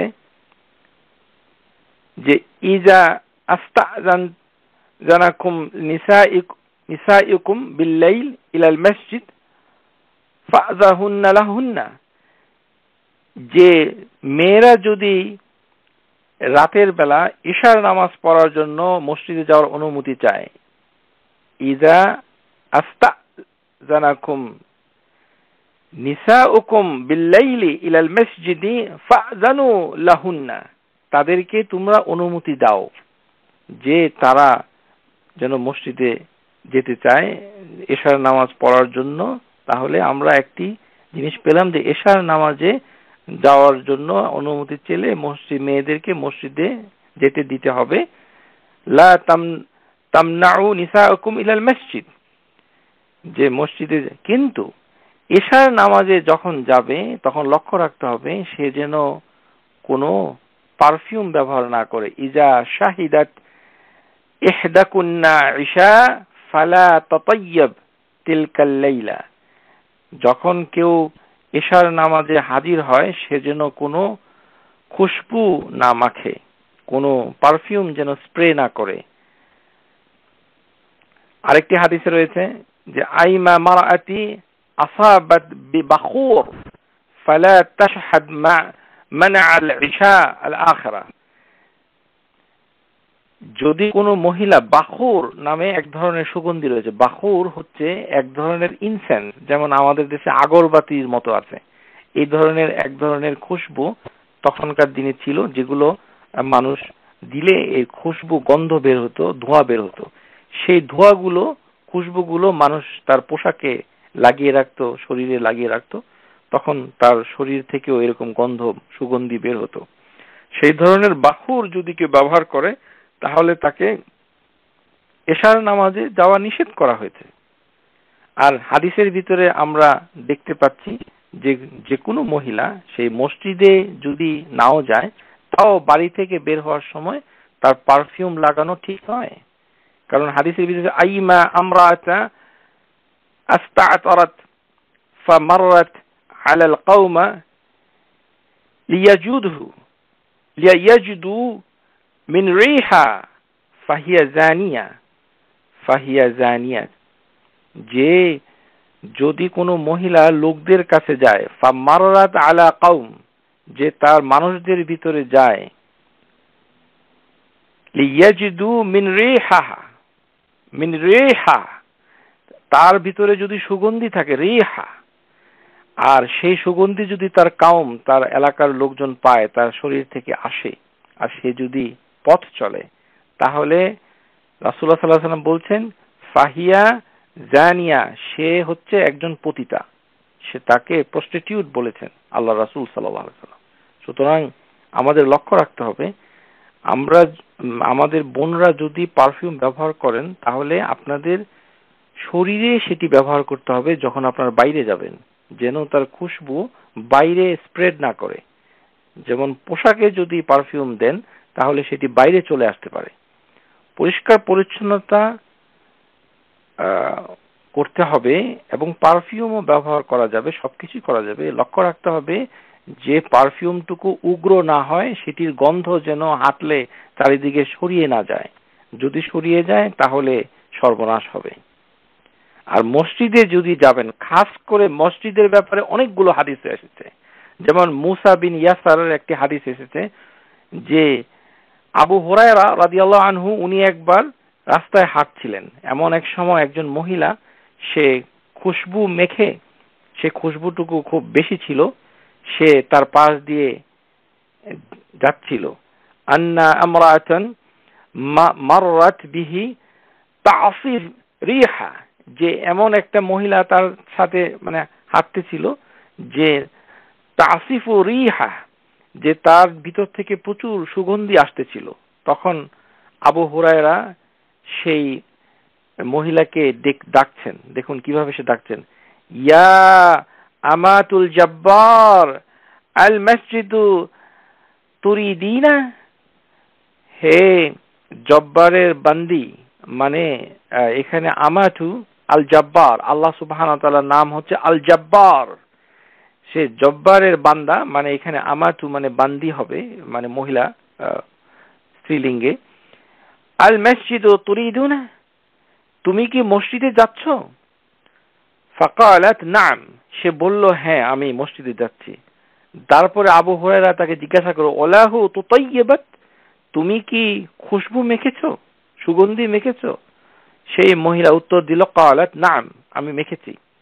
তখন আবু হুরায়রা সেই মহিলাকে বলছেন, ক্বাল ফারজিই ফাক্তাসিলি ফাইন্নী সামি'তু রাসূলুল্লাহি সাল্লাল্লাহু আলাইহি ওয়াসাল্লাম ইয়াকুল মা মিন আমরাআতি তাখরুজ ইলাল মসজিদ তাসিফা রিহাহা ফায়াকবিলুল্লাহু মিনহা সালাতি হাত্তা তারজি' ইলা বাইতিহা ফাতাগসিলহা। তখন আবু হুরায়রা সেই মহিলাকে স্মরণ করিয়ে দিচ্ছেন যে তুমি বাড়িতে চলে যাও, ফারজি'i বাইতিহা, যে বাইতে কি, তুমি তোমার বাসায় চলে যাও, ইকতিসিলি, তুমি গোসল করে নাও। কেননা আমি নবী সাল্লাল্লাহু আলাইহি সাল্লামের কাছে শুনেছি যে মহিলাদের ভিতরে যারা মসজিদে আসবে, মা মিন আমরাআতিন তাখরুজ ইলাল মসজিদি তাসিফু রিহা, তাদের শরীর থেকে সুগন্ধি বের হবে, মসজিদে যাচ্ছে, আল্লাহ সুবহানাহু ওয়া তাআলা তার নামাজকে কবুল করবেন না। ফালিয়াকবিলুল্লাহু মানআহা মিনহা সালাতান, তা সালাত হবে না যতক্ষণ না পর্যন্ত হাত্তা তারজি'i ইলা বাইতিহা। এখানে দুটো কথা এসেছে, দুটো শর্ত পূরণ করলে আল্লাহ তাআলা সালাতকে কবুল করবেন। একটি হচ্ছে তাকে বাসায় ফিরে যেতে হবে, নাম্বার 1, আরেকটি হচ্ছে তাকে ওই পারফিউম যেখানে দেওয়া হয়েছে সেই জায়গাগুলোকে ধুয়ে ফেলতে হবে। ফাতাগতাসিল,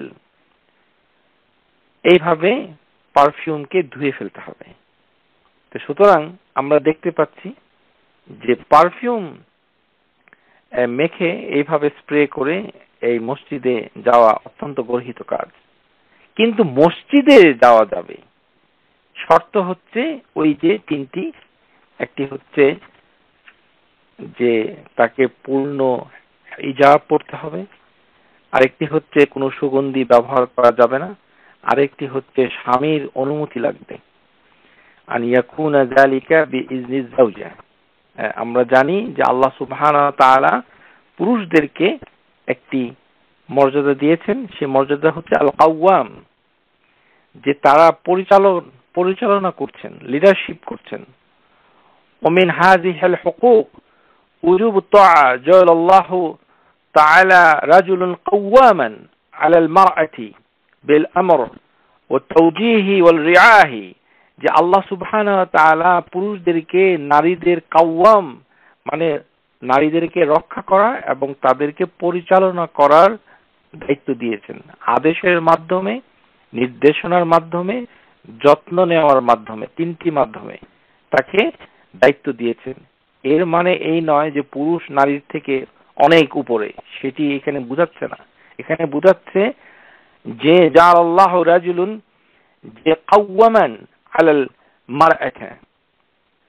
আল্লাহ সুবহানাহু ওয়া তাআলা ইয়াকুল আর-রিজালু কাওয়ামুনা আলান নিসাই বিমা ফাদ্দালাল্লাহু বা'দাহুম আলা বা'দ ওয়া বিমা আনফাকু মিন আমওয়ালিহিম।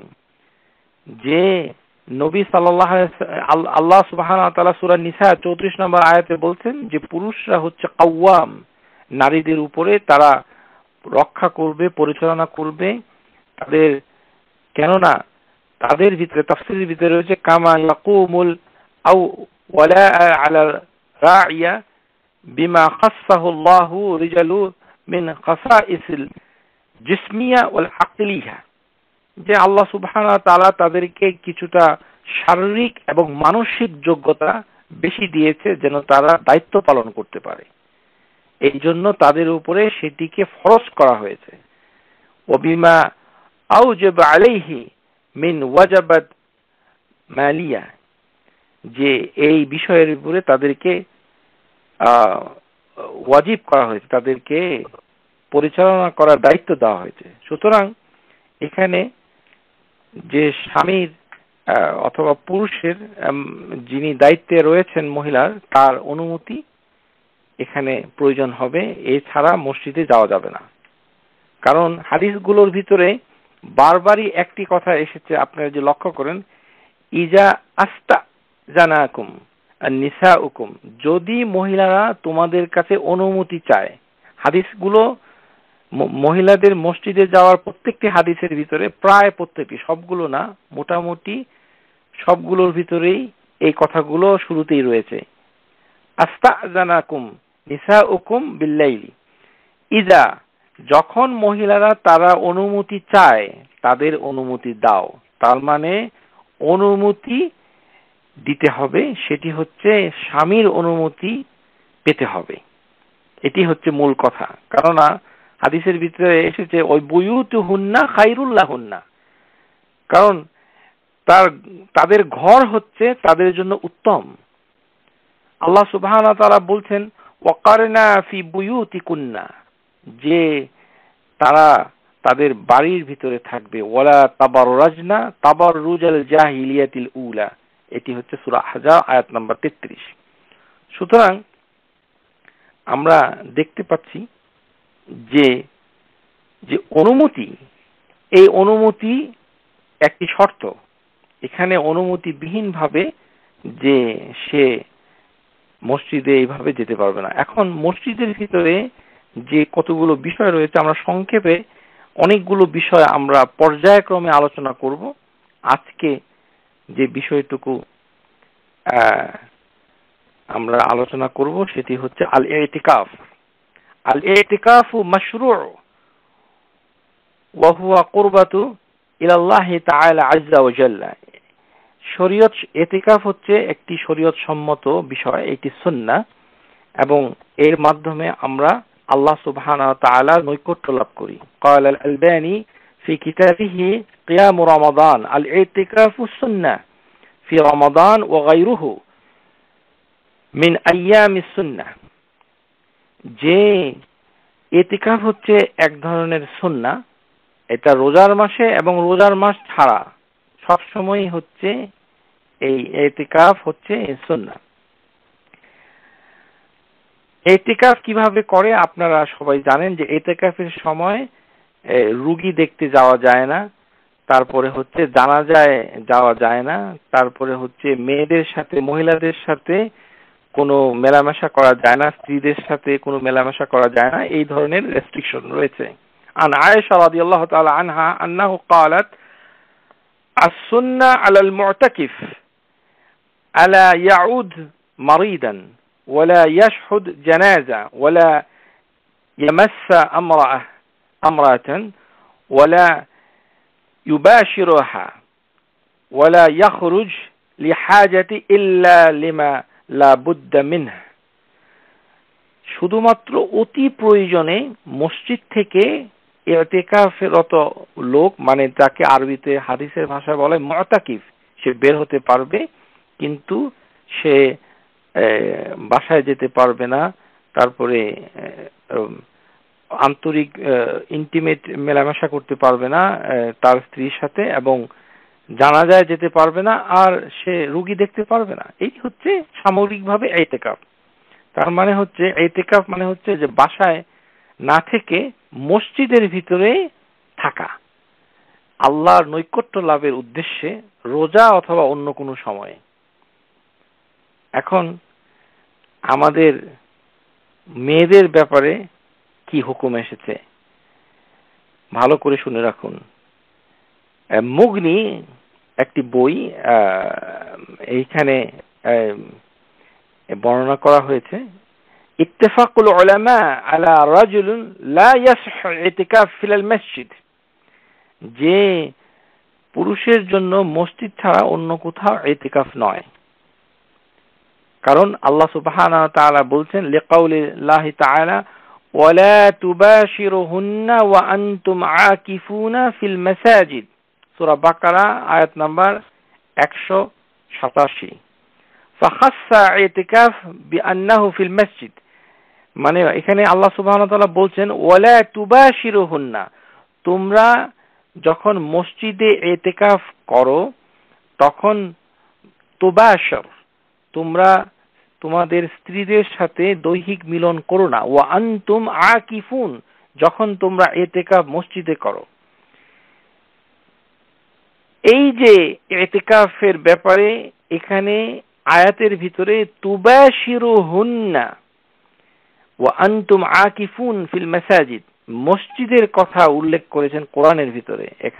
এখানে তুবাশিরুহুন্না দিয়ে তিনি স্ত্রীদের সাথে একটি ব্যবহারের বিষয় ইঙ্গিত করেছে আল্লাহ সুবহানাহু ওয়া তাআলা। সেই আয়াতের ব্যাখ্যায় জমহুর উলামা বলছেন লা ইয়াসহি ইতিকাফু রাজুলুন ওয়াল মারআতি ইলাল মসজিদ, যে মসজিদ ছাড়া মেয়েদের অথবা পুরুষদের কারো ইতিকাফ শুদ্ধ হবে না। আপনাদের কাছে আমি সবিনয় অনুরোধ করছি, আমার কাছ থেকে কোনো কিছু শুনলেই তৎক্ষণাৎ উত্তেজিত হয়ে মসজিদে বাংলাদেশি মৌলানা সাহেবের কাছে গিয়ে দৌড়িয়ে এগুলো জিজ্ঞাসা করে আর আমাকে গালিগালাজ করবেন না, এটা ঠিক নয়।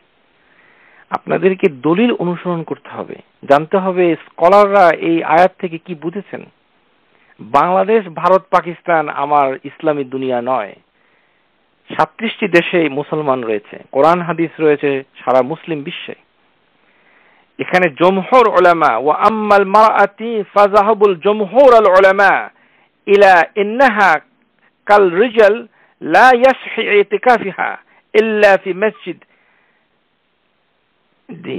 আয়াতু লিল আয়াত, যে আয়াত আল্লাহ সুবহানাহু ওয়া তাআলা নাজিল করেছেন কোরআনের ভিতরে, ওয়ালা তুবাশিরুহুন্না ওয়া আনতুম আকিফুনা ফিল মাসাজিদ, এই আয়াতের ব্যাখ্যায় জমহুর উলামা মানে অধিকাংশ স্কলার তারা বলেছেন যে মহিলা অথবা পুরুষ তাদের কারোর ইতিকাফ শুদ্ধ হবে না তারা যদি মসজিদে এসে ইতিকাফ না করে। وذهبوا بعض العلماء إلى أن المرأة يصح اعتكاف في مسجد بيتها, কিছু কিছু স্কলার, কিছু খুবই সংখ্যায় অল্প, তারা বলেছে যে বাড়ির ভিতরে যদি কোনো মসজিদ পাওয়া যায় তাহলে সেখানেও ইতিকাফ করতে পারবে, কিন্তু তাদের সংখ্যা কম। কেননা নবী সাল্লাল্লাহু আলাইহি সাল্লাম তিনি মসজিদে ইতিকাফ করেছেন এবং তার স্ত্রী এবং সবাই মসজিদে ইতিকাফ করেছেন এবং তার মৃত্যুর পরেও করেছেন। রাওয়াহু বুখারী ও মুসলিম, হাদিস নাম্বার 2026 এবং মুসলিম হচ্ছে 1172। আন আয়েশা রাদিয়াল্লাহু তাআলা আনহা জাওজান নবী সাল্লাল্লাহু আলাইহি ওয়াসাল্লাম আন্না নবী সাল্লাল্লাহু আলাইহি ওয়াসাল্লাম কানা ইয়াতাকিফু 10 الأواخر من رمضان حتى توفاه الله মৃত্যুর পূর্ব পর্যন্ত তিনি রোজার শেষ 10 দিন, 1 বছর তিনি 20 দিন করেছিলেন। সুম্মা আতাকাফা আজওয়াজুহু মিন বাদিহি, এবং নবী সাল্লাল্লাহু আলাইহি সাল্লামের মৃত্যুর পরে তার আজওয়াজ মুতাহহারা, তার বিবিগণ মসজিদে ইতিকাফ করেছেন। এবং নবী সাল্লাল্লাহু আলাইহি সাল্লামের জীবিত থাকার সময় আয়েশা রাদিয়াল্লাহু তাআলা আনহা তিনি ইতিকাফের জন্য অনুমতি চেয়েছিলেন এবং রাসূলুল্লাহ সাল্লাল্লাহু আলাইহি সাল্লাম তাকে অনুমতি দিয়েছেন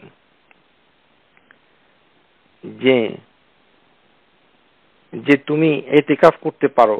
সেটি হচ্ছে আরেকটি দলিল। এবং হাফসা রাদিয়াল্লাহু তাআলা আনহা তিনি আয়েশার মাধ্যমে নবী সাল্লাল্লাহু আলাইহি সাল্লামের কাছে এই ঘটনা দুটি বুখারী এবং মুসলিমে আছে, যে হাফসা রাদিয়াল্লাহু তাআলা আনহা তিনি আয়েশার মাধ্যমে রাদিয়াল্লাহু তাআলা আনহা নবী সাল্লাল্লাহু আলাইহি সাল্লামের অনুমতি চেয়েছিলেন এবং নবী সাল্লাল্লাহু আলাইহি সাল্লাম আয়েশা হাফসা উভয়কেই মসজিদে ইতিকাফ করার অনুমতি দিয়েছেন। এই যে অনুমতি চেয়েছেন এবং দিয়েছেন, তা থেকেই যে স্কলাররা বলেছেন লা ইয়াজুজুল মারআতি আন তা'তাকিফুল ইল্লা বিইজনি জাওজিহা, যে স্বামীর অনুমতি ছাড়া মসজিদে মেয়েদের ইতিকাফ করা পারমিশন নেই, জায়েজ না। লা আন্না ইতিকাফা ফিল মসজিদি ইয়াফুতু হাক্কাল জাওজ, কারণ মসজিদে যদি ইতিকাফ করে তাহলে স্বামীর অধিকার ক্ষুণ্ণ হবে। আর স্বামী যদি মসজিদে ইতিকাফ করার পারমিশন দিয়ে দেয় কিন্তু সে অধিকার আবার সে বাতিল করারও অধিকার রাখেন। ফা ইন্না আযানা লাহা ফালাহু রুজু ইলাল আযান ওয়া ইখরাজিহা মিনাল ইতিকাফ, এবং ইতিকাফ থেকে তার স্ত্রীকে বের করে আনতে পারেন, সেই অধিকারও স্বামীর রয়েছে। তার মানে এটি হচ্ছে যে একটি আপেক্ষিক বিষয়, যে স্বামী পুরো 10 দিনের জন্য অনুমতি দিতে পারেন, অথবা কোন স্কলার বলেছেন যে রোজার মাসে স্বামী উচিত হবে না তাকে মসজিদ থেকে ইতিকাফ থেকে বের করে নিয়ে আসা, কিন্তু কিছু কিছু স্কলার বলেছেন যে স্বামী তখনও তার অধিকার প্রয়োগ করতে পারেন, তার মানে হচ্ছে তাকে মসজিদ থেকে বাড়িতে ফিরিয়ে আনতে পারেন। এখানে এই কথাই এখানে বলা হয়েছে। তো আমরা এই যে সূরা বাকারা রোজার যে আয়াত 187 আয়াত, সেই আয়াতের ব্যাখ্যা দিয়ে ইমাম আন-নববী قال النووي في مجموع, ইমাম আন-নববী তার বিখ্যাত কিতাব মাজমুউতে তিনি বলছেন লা ইয়াসিহু আল-ইতিকাফু মিনার রিজাল ওয়ালা মিন মারআতি ইলা আল-মসজিদ, যে মহিলা হোক অথবা পুরুষ হোক মসজিদ ছাড়া তার ইতিকাফ শুদ্ধ হবে না। ওয়ালা ইয়াসিহু ফিল মসজিদি বাইতুল মারআতি ওয়ালা মসজিদি বাইতুর রাজুলি ওয়া হুয়া মু'তাজিলু মুহাইয়াতুল লিস-সালাহ, যে মেয়েদের ঘরের মসজিদে মানে বাড়ির ভিতরে যে মসজিদ রয়েছে সেই মসজিদেও তার ইতিকাফ শুদ্ধ হবে না, অথবা পুরুষের জন্য হবে না, মেয়ের জন্য হবে না। কারণ হচ্ছে তাকে যে মসজিদের ভিতরে জামাতে নামাজ হয় সেই মসজিদে তার ইতিকাফ করা বেশি প্রয়োজন, বেশি উপকারী। এই হচ্ছে ইমাম আন-নববীর কথা। আর আমাদের পাক ভারতের গৌরব আল-আল্লামা শামসুল হক আল-আজিমাবাদী রাহিমাহুল্লাহ তাআলা তার বিখ্যাত কিতাব আউনুল মাবুদ শরহ সহিহ আবি দাউদ এর ব্যাখ্যায় তিনি বলছেন, শামসুল হক আজিমাবাদী ফিহি দালিল আলা আন্না নিসা কার রিজাল ফি ইতিকাফ, যে এই আয়াতের ব্যাখ্যায় তিনি বলছেন যে এটি হচ্ছে দলিল যে মহিলা এবং পুরুষ উভয়ের জন্যই হচ্ছে ইতিকাফ মসজিদে সহিহ হবে। এখন তার মানে এই নয় যে আমরা এখন খুব দলে দলে মসজিদে গিয়ে সমস্ত মহিলা একত্রে গিয়ে এখানে ইতিকাফে বসে যাব, সেটি নয়। এটি হচ্ছে এক ধরনের রুখসা, অনুমতি।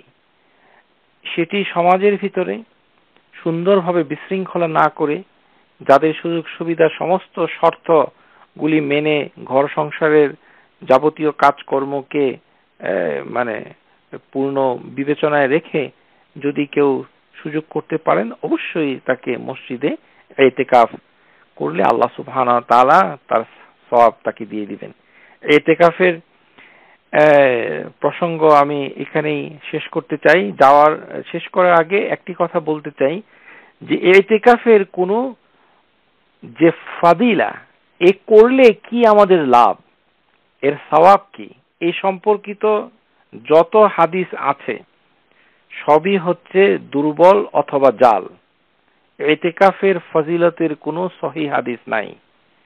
قال أبو داود قلت لأحمد يعني إمام الأحمد بن حنبل تعرف في الفضل الاعتكاف شيئا। আবু দাউদ যিনি তার বিখ্যাত হাদিস গ্রন্থ লিখেছেন সুনান আবি দাউদ, তার লেখক, তিনি নিজে বলছেন যে আমি ইমাম আহমদ বিন হাম্বলকে জিজ্ঞাসা করলাম যে আপনি কি ইতিকাফের ফজিলত সম্পর্কে কিছু জানেন? قال الأحمد ইমাম আহমদ বিন হাম্বল বলছেন লা ইল্লা শাইআন দাঈফা, হ্যাঁ কিছু আছে, সেগুলি সবই হচ্ছে দুর্বল। মাসাইলে আবি দাউদের ভিতরে এটি বর্ণনা করা আছে। আমাদের সমাজে একটি গোষ্ঠী রয়েছে যারা তবলিগ জামাত নামে বহুল প্রচলিত। তাদের কর্মসূচির ভিতরে তার বৈধতা দেওয়ার জন্য সেটিকে ইতিকাফের সাথে তুলনা করেন এবং সেই সাথে ইতিকাফের ফজিলত বর্ণনা করেন জনগণের ভিতরে। এটি করা উচিত নয়, কারণ ইতিকাফের ফজিলতের কোনো হাদিস সহিহ নয়। আমি হাদিসগুলো পড়ে শোনাচ্ছি, আপনারা জেনে রাখুন। প্রথম হাদিস হচ্ছে রাওয়াহু ইবনে মাজাহ عن ابن عباس أن رسول الله صلى الله عليه وسلم قال في المعتكف هو يعكف ذنبا ويجرى له من حسنات كعامل الحسنات كلها। যে ইতিকাফে রত মানুষ সে গুনাহ থেকে বিরত থাকে, সুতরাং সে যে সকল গুনাহগুলি বাইরে থাকলে করত সেগুলো সে করছে না মসজিদের ভিতরে ইতিকাফ থাকার জন্য। সুতরাং মসজিদে ভিতরে থেকে বাইরে যে ভালো কাজগুলো করত তার সমস্ত সওয়াব সে মসজিদে বসে বসে পাবে। এই হাদিসটি হচ্ছে দাঈফ জিদ্দান, এটি অত্যন্ত দুর্বল একটি হাদিস। এই হাদিসটি ইবনে মাজাতে এসেছে, কিন্তু ইবনে মাজা অনেক দুর্বল হাদিস রয়েছে, তার ভিতরে এইটি একটি। এই হাদিস দিয়ে তাবলিগ জামাতের লোকরা তারা মানুষকে উৎসাহিত করে যে আপনারা মসজিদে ইতিকাফ করেন, ইতিকাফের নিয়তে আমাদের কর্মসূচি করেন, তাহলে বাইরে যে আপনি ভালো কাজগুলো করতেন সেগুলো মসজিদের ভিতরে বসে বসেই পেয়ে যাবেন তার সওয়াব। জি না, সওয়াব এভাবে পাওয়া যাবে না, কারণ এই হাদিস দলিল সহিহ নয়। ওয়া ইয়াকিফুল যুনুব ওয়া ইউজরা লাহু মিনাল হাসানাতি কাআমিলি হাসানাতিল কুল্লুহা, যে সমস্ত আমল বাইরে যেগুলো করতে পারতো সেগুলো সে সওয়াব পাবে। এই হাদিসটুকু দুর্বল। পরের হাদিস হচ্ছে মান ইতিকাফু ইয়াওমান ইবতিগাউ ওয়াজহুল্লাহি তাআলা বাইনাহু ওয়া বাইনান নার সালাসু খানাদাক আবআদা মিম্মা বাইনাল খাফাকিন খাফাকাইন আল খাফাকাইন يعني মানে এটা হচ্ছে এই হাদিসটি হচ্ছে খাফাকাইন বলা হচ্ছে এমন একটি বিষয়কে যে একজন মানুষ যদি ইতিকাফ করে তাহলে 3 খন্দক দূরে চলে যাবে জাহান্নাম। সালাসাতুন খানাদাক আবআদ মিম্মা বাইনা খাফাকাইন ওয়াল খাফাকাইন ওয়াল মাশরিকি ওয়াল মাগরিব। মানে এর ব্যাখ্যায় যে ব্যক্তি হাদিসটা বর্ণনা করেছে সে বলছে খাফাকাইন হচ্ছে যে মাশরিক থেকে মাগরিব পর্যন্ত পূর্ব এবং পশ্চিম যে 2 দিগন্ত রয়েছে তারা যতটুকু ভাবে পৃথক, ওই ইতিকাফকারী লোকের কাছ থেকে দোজখ এত পৃথক হয়ে যাবে। এই হাদিসটি হচ্ছে দুর্বল, এই হাদিস সহিহ নয়। সিলসিলাতুল আহাদিস দাঈফিয়া ওয়াল মাওদুআ এই কিতাবের ভিতরে রয়েছে হাদিস নাম্বার 5345। এখানে বলতে চাচ্ছে যে ইতিকাফ করলে 3 খন্দক দোজখ দূরে সরে যাবে। 3 খন্দকের দূরত্ব হচ্ছে পূর্ব এবং পশ্চিম দিগন্ত যেরকম পৃথক রয়েছে তার থেকে দোজখ এত দূরে চলে যাবে। নিশ্চয়ই এত দূরে দোজখ যাবে না, কারণ হাদিস সহিহ না।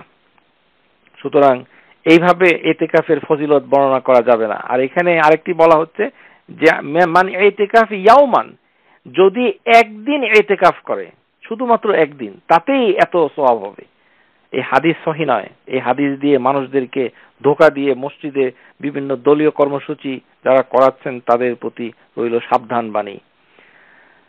মান ইতিকাফ ঈমানান ওয়া ইহতিসাবান গুফিরা লাহু মা তাকদ্দামা মিন যামবিহি। এই হাদিসটি দাঈফ। এটি রয়েছে দাঈফ জামিউ সগীরের ভিতরে, হাদিস নাম্বার 5442। যে ব্যক্তি আল্লাহর সন্তুষ্টির জন্য ইতিকাফ করবে, আল্লাহ সুবহানাহু ওয়া তাআলা তার গুনাহ মাফ করে দিবেন। এই হাদিসটি দুর্বল। আল্লাহ সুবহানাহু ওয়া তাআলা কি মাফ করবেন সেটা আল্লাহই ভালো জানেন, কারণ হাদিস সহিহ নয়। আর সবচেয়ে জঘন্যতম একটি হাদিস রয়েছে, সেই হাদিসটি হচ্ছে জাল। মান ইতিকাফু 10 ফি রমাদান কানা কাহাজ্জাতাইন ওয়া উমরাতাইন। যে ব্যক্তি রোজার শেষ 10 দিন ইতিকাফ করবে, তার জন্য রয়েছে 2টি হজ 2টি উমরা সওয়াবের সমান। 2টি হজ এবং 2টি উমরা। এই হাদিসটি হচ্ছে জাল, মাউদু। সিলসিলাতুল আহাদিস দাঈফিয়ার ভিতরে 518 নম্বর হাদিস। সুতরাং ইতিকাফ করলে কি সওয়াব হবে সেটি আমরা জানি না। ইতিকাফ একটি গুরুত্বপূর্ণ বিষয়। আল্লাহ সুবহানাহু ওয়া তাআলা পবিত্র কোরআনে এটা উল্লেখ করেছেন। ইতিকাফ করলে সেটি আল্লাহ সুবহানাহু ওয়া তাআলা আমাদেরকে হাসানাত দান করবেন, এতে কোনো সন্দেহ নেই। এখন কিভাবে হাসানাত উপার্জিত হতে পারে?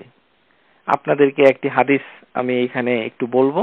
সেটি হচ্ছে নফল যে কার্যক্রম, নওয়াফেল, এই নওয়াফেল কার্যক্রমগুলো যদি আমরা বেশি বেশি করে করি, তাহলেই আল্লাহ সুবহানাহু ওয়া তাআলা আমাদেরকে আল্লাহর নৈকট্য লাভ করতে দিবে। কারণ ইতিকাফের অর্থই হচ্ছে হুয়া কুরবাতুন ইলাল্লাহ, যে আল্লাহ সুবহানাহু ওয়া তাআলার নৈকট্য লাভ করা। তাহলে আল্লাহর নৈকট্য লাভ করতে গেলে ইতিকাফে থাকলে আপনি কি করতে পারেন?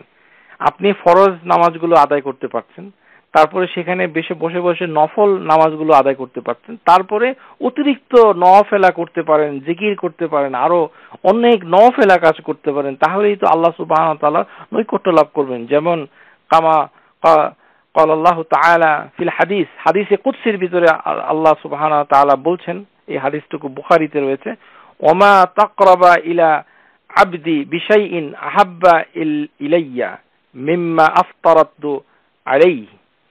যে আমার বান্দা আমার নিকটবর্তী হয় যখন সে আমি যে কাজগুলো ফরজ ঘোষণা করেছি সেগুলো যখন সে করতে থাকে। এটা হচ্ছে প্রথম।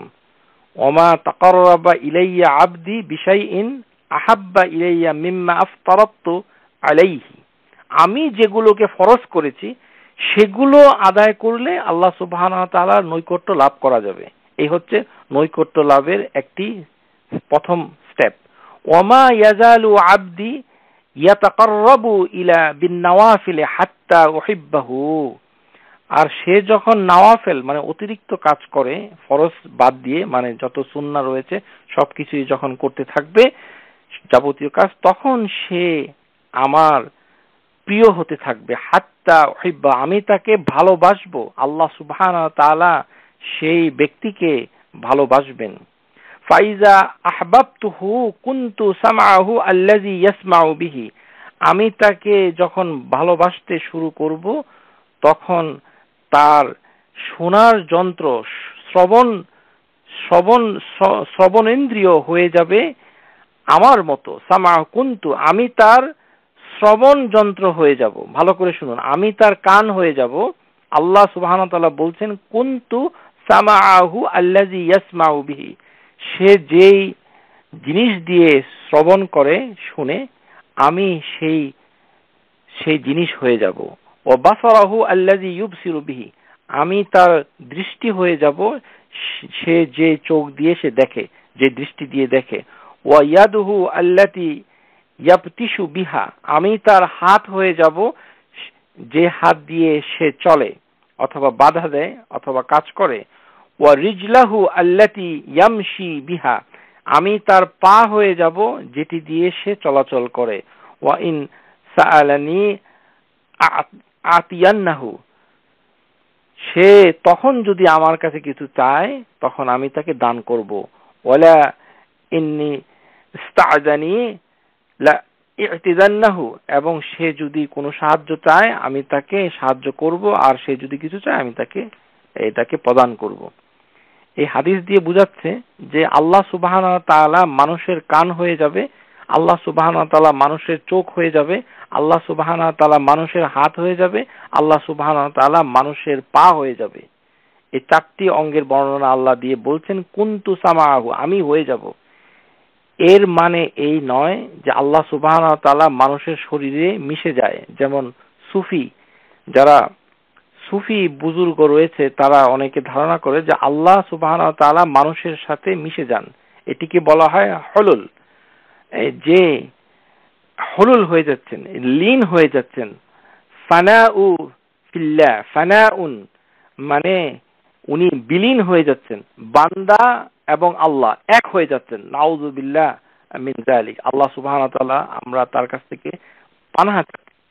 এই হাদিস এটি বোঝাচ্ছে না, এই হাদিস দিয়ে এটা বোঝাচ্ছে না যে আল্লাহ সুবহানাহু ওয়া তাআলা আমাদের কানের সাথে মিশে যাবেন, চোখের সাথে মিশে যাবেন, পায়ের সাথে মিশে যাবেন। এখানে বোঝানো হচ্ছে যে আমরা যদি ফরজগুলো আদায় করি আর সমস্ত নওয়াফিল, এখানে সুন্নাহ এবং ফরজ ছাড়া যত আহকাম রয়েছে সবকিছু যদি আমরা করি তাহলে আল্লাহ আমাদেরকে ভালোবাসবেন। আল্লাহ যখন আমাদেরকে ভালোবাসতে শুরু করবেন তখন আল্লাহ আমাদের কান হয়ে যাবেন। মানে আমরা আল্লাহ সুবহানাহু ওয়া তাআলা যে সকল জিনিস শুনতে আদেশ করেছেন, হালাল করেছেন, সেগুলি ছাড়া অন্য কিছু আমরা শুনতে পারবো না।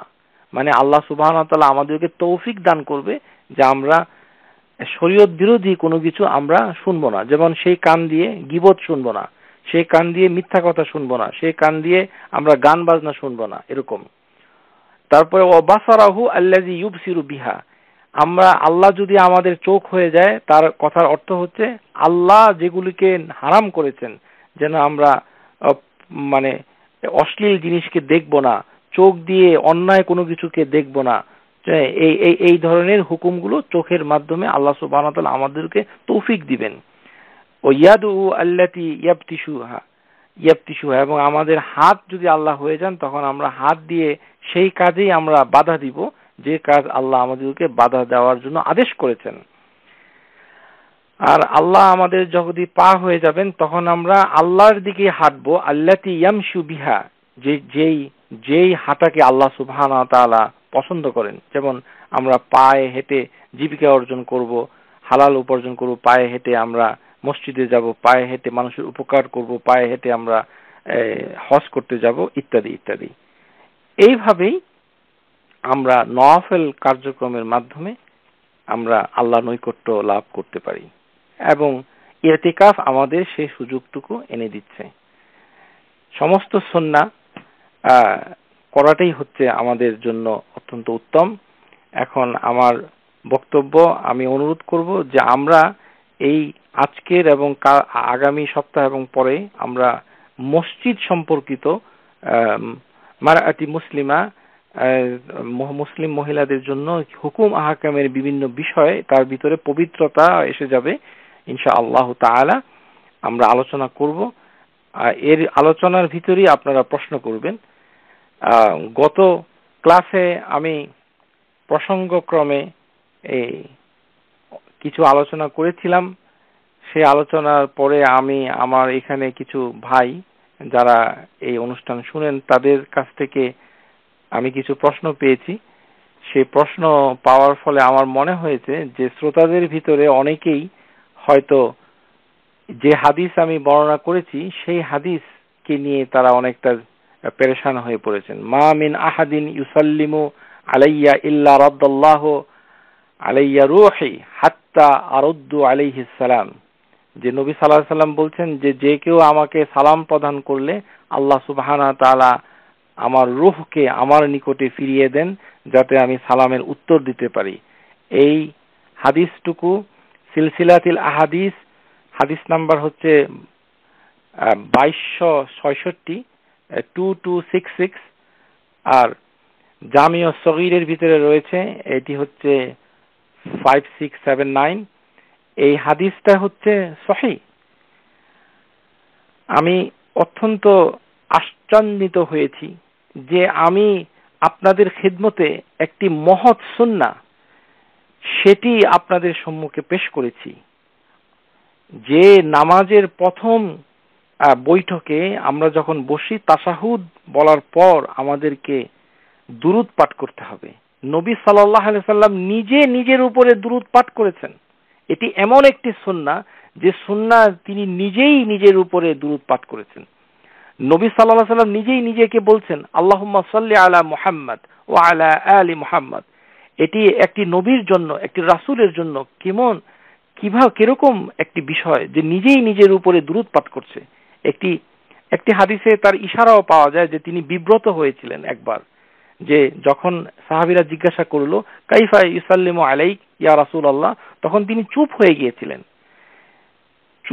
গিয়েছিলেন এই কারণে যে তিনি বিব্রত হয়েছিলেন যে কিভাবে তিনি নিজেই নিজের উপরে সালাওয়াত পাঠ করছেন, সেটি কিভাবে তিনি বর্ণনা করবেন, কারণ তিনিও একজন মানুষ। সেই স্বাভাবিক বিব্রত বোধ তাকেও আবদ্ধ করেছিল। অথচ তিনি নামাজে সেটি পড়তেন। এই সহিহ দলিলটুকু পেশ করার পর আমাদের সবারই উচিত ছিল যে চিন্তা করা যে কিভাবে আমাদের বাংলাদেশে আমরা এটা বাস্তবায়ন করতে পারি। আমরা এই যে হাজার হাজার রাকাত নামাজ পড়েছি, এর ভিতরে আমরা এটা পড়তে পারিনি। আমাদের আফসোস করা উচিত ছিল যে আমাদের উচিত যে বেশি করে দুরূদ পাঠ করা। আর এই দুরূদ পাঠ করলে আমরা নৈকট্য লাভ করতে পারবো রাসূলুল্লাহ সাল্লাল্লাহু আলাইহি সাল্লামের। কিয়ামতের দিন আমাদেরকে যিনি আমাদের জন্য শাফা করবেন, যিনি হাউজুল কাউসারের মালিক হচ্ছেন নবী সাল্লাল্লাহু আলাইহি সাল্লাম, সাহেবুল হাউজ, সেদিন আমরা যারা তার নৈকট্য লাভ করবে তাদেরকেই তো তিনি সেই হাউজে কাউসারের পানি পান করাবেন। সেটির কোনো চিন্তা ভাবনা নেই। আমাদের শ্রোতাদের ভিতরে আক্রমণ করেছে এক ধরনের উৎসাহ। আমি জানি না এর কারণ কি, যে আল্লাহ তাআলা কিভাবে তার কাছে রূহ পাঠায়। এই ধরনের চিন্তা ভাবনা কোনো ফলদারি, এই ধরনের অনুসন্ধান কোনো উপকারী জ্ঞানের সহায়ক হতে পারে না। আমাদের চিন্তা করা উচিত ছিল যে আমরা দুরূদ পাঠ না করে কত ক্ষতিগ্রস্ত হয়েছি, এই বিষয়ে আমাদের কোনো চিন্তা নাই। নবীর শরীরে কিভাবে রূহ আসে যায় সেটা আমরা নিয়ে চিন্তা করছি। রূহ হচ্ছে এমন একটি জিনিস, সেই জিনিসের জ্ঞান মানুষের খুবই কমই আছে। এটি হচ্ছে প্রথম শিক্ষা। আল্লাহ সুবহানাহু ওয়া তাআলা বারজাখের জীবনে রূহ আল্লাহ সুবহানাহু ওয়া তাআলা পরিচালনা করেন, আল্লাহই ভালো জানেন। আল্লাহ কোরআনের ভিতরে বলছেন সূরা বনী ইসরাঈল, ওয়া ইয়াসআলুনাকা আনির রূহ, হে নবী তারা কি আপনার কাছে জিজ্ঞাসা করে রূহ জিনিসটা কি? আপনি বলে দিন কুলির রূহ মিন আমরি রাব্বি, রূহ হচ্ছে আমার রবের আদেশ গঠিত একটি বিষয়। ওমা উতিতুম মিন ইলমি ইল্লা কালিলা, আর তোমাদের এই বিষয়ে খুব অল্পই জ্ঞান দেওয়া হয়েছে। এখানে রূহ কিভাবে নবী সাল্লাল্লাহু আলাইহি সাল্লামের কাছে আসে সেগুলো আমরা জানি না। কাইফা মাজহুল, ঈমানু বিহি ওয়াজিব, সেটি আমাদেরকে বিশ্বাস করতে হবে যেহেতু হাদিসটি সহিহ। কিভাবে করেছে, কিভাবে এটি আমরা জানি না। প্রশ্ন করা হচ্ছে, যেমন সব বিষয়ে প্রশ্ন করা যায় না, আপনাদের এটা জানতে হবে। যেমন খালাকাস সামাওয়াতি ওয়াল আরদ ফি সিত্তাতি আইয়াম সুম্মা ইস্তাওয়া আলাল আরশ, আল্লাহ সুবহানাহু ওয়া তাআলা বলছেন যে তিনি 6 দিনে পৃথিবী বিশ্ব ব্রহ্মাণ্ড তৈরি করে আরশের উপরে আসীন হয়েছেন, ইস্তাওয়া হয়েছেন। এখন এই ইস্তাওয়া সিংহাসনের উপরে আল্লাহ সুবহানাহু ওয়া তাআলা, আরশ মানে সিংহাসন, তার উপরে আসীন হয়েছেন। এই ইস্তাওয়া আল্লাহ সুবহানাহু ওয়া তাআলা কিভাবে হয়েছেন, এই ক্ষেত্রে ইমাম মালিক বলছেন আল ইস্তাওয়া মা'লুম, ইস্তাওয়া যে হয়েছে এটি আমরা কোরআন থেকে বুঝতে পেরেছি, মানে আল্লাহ সুবহানাহু ওয়া তাআলা আরশের উপরে আসীন হয়েছেন।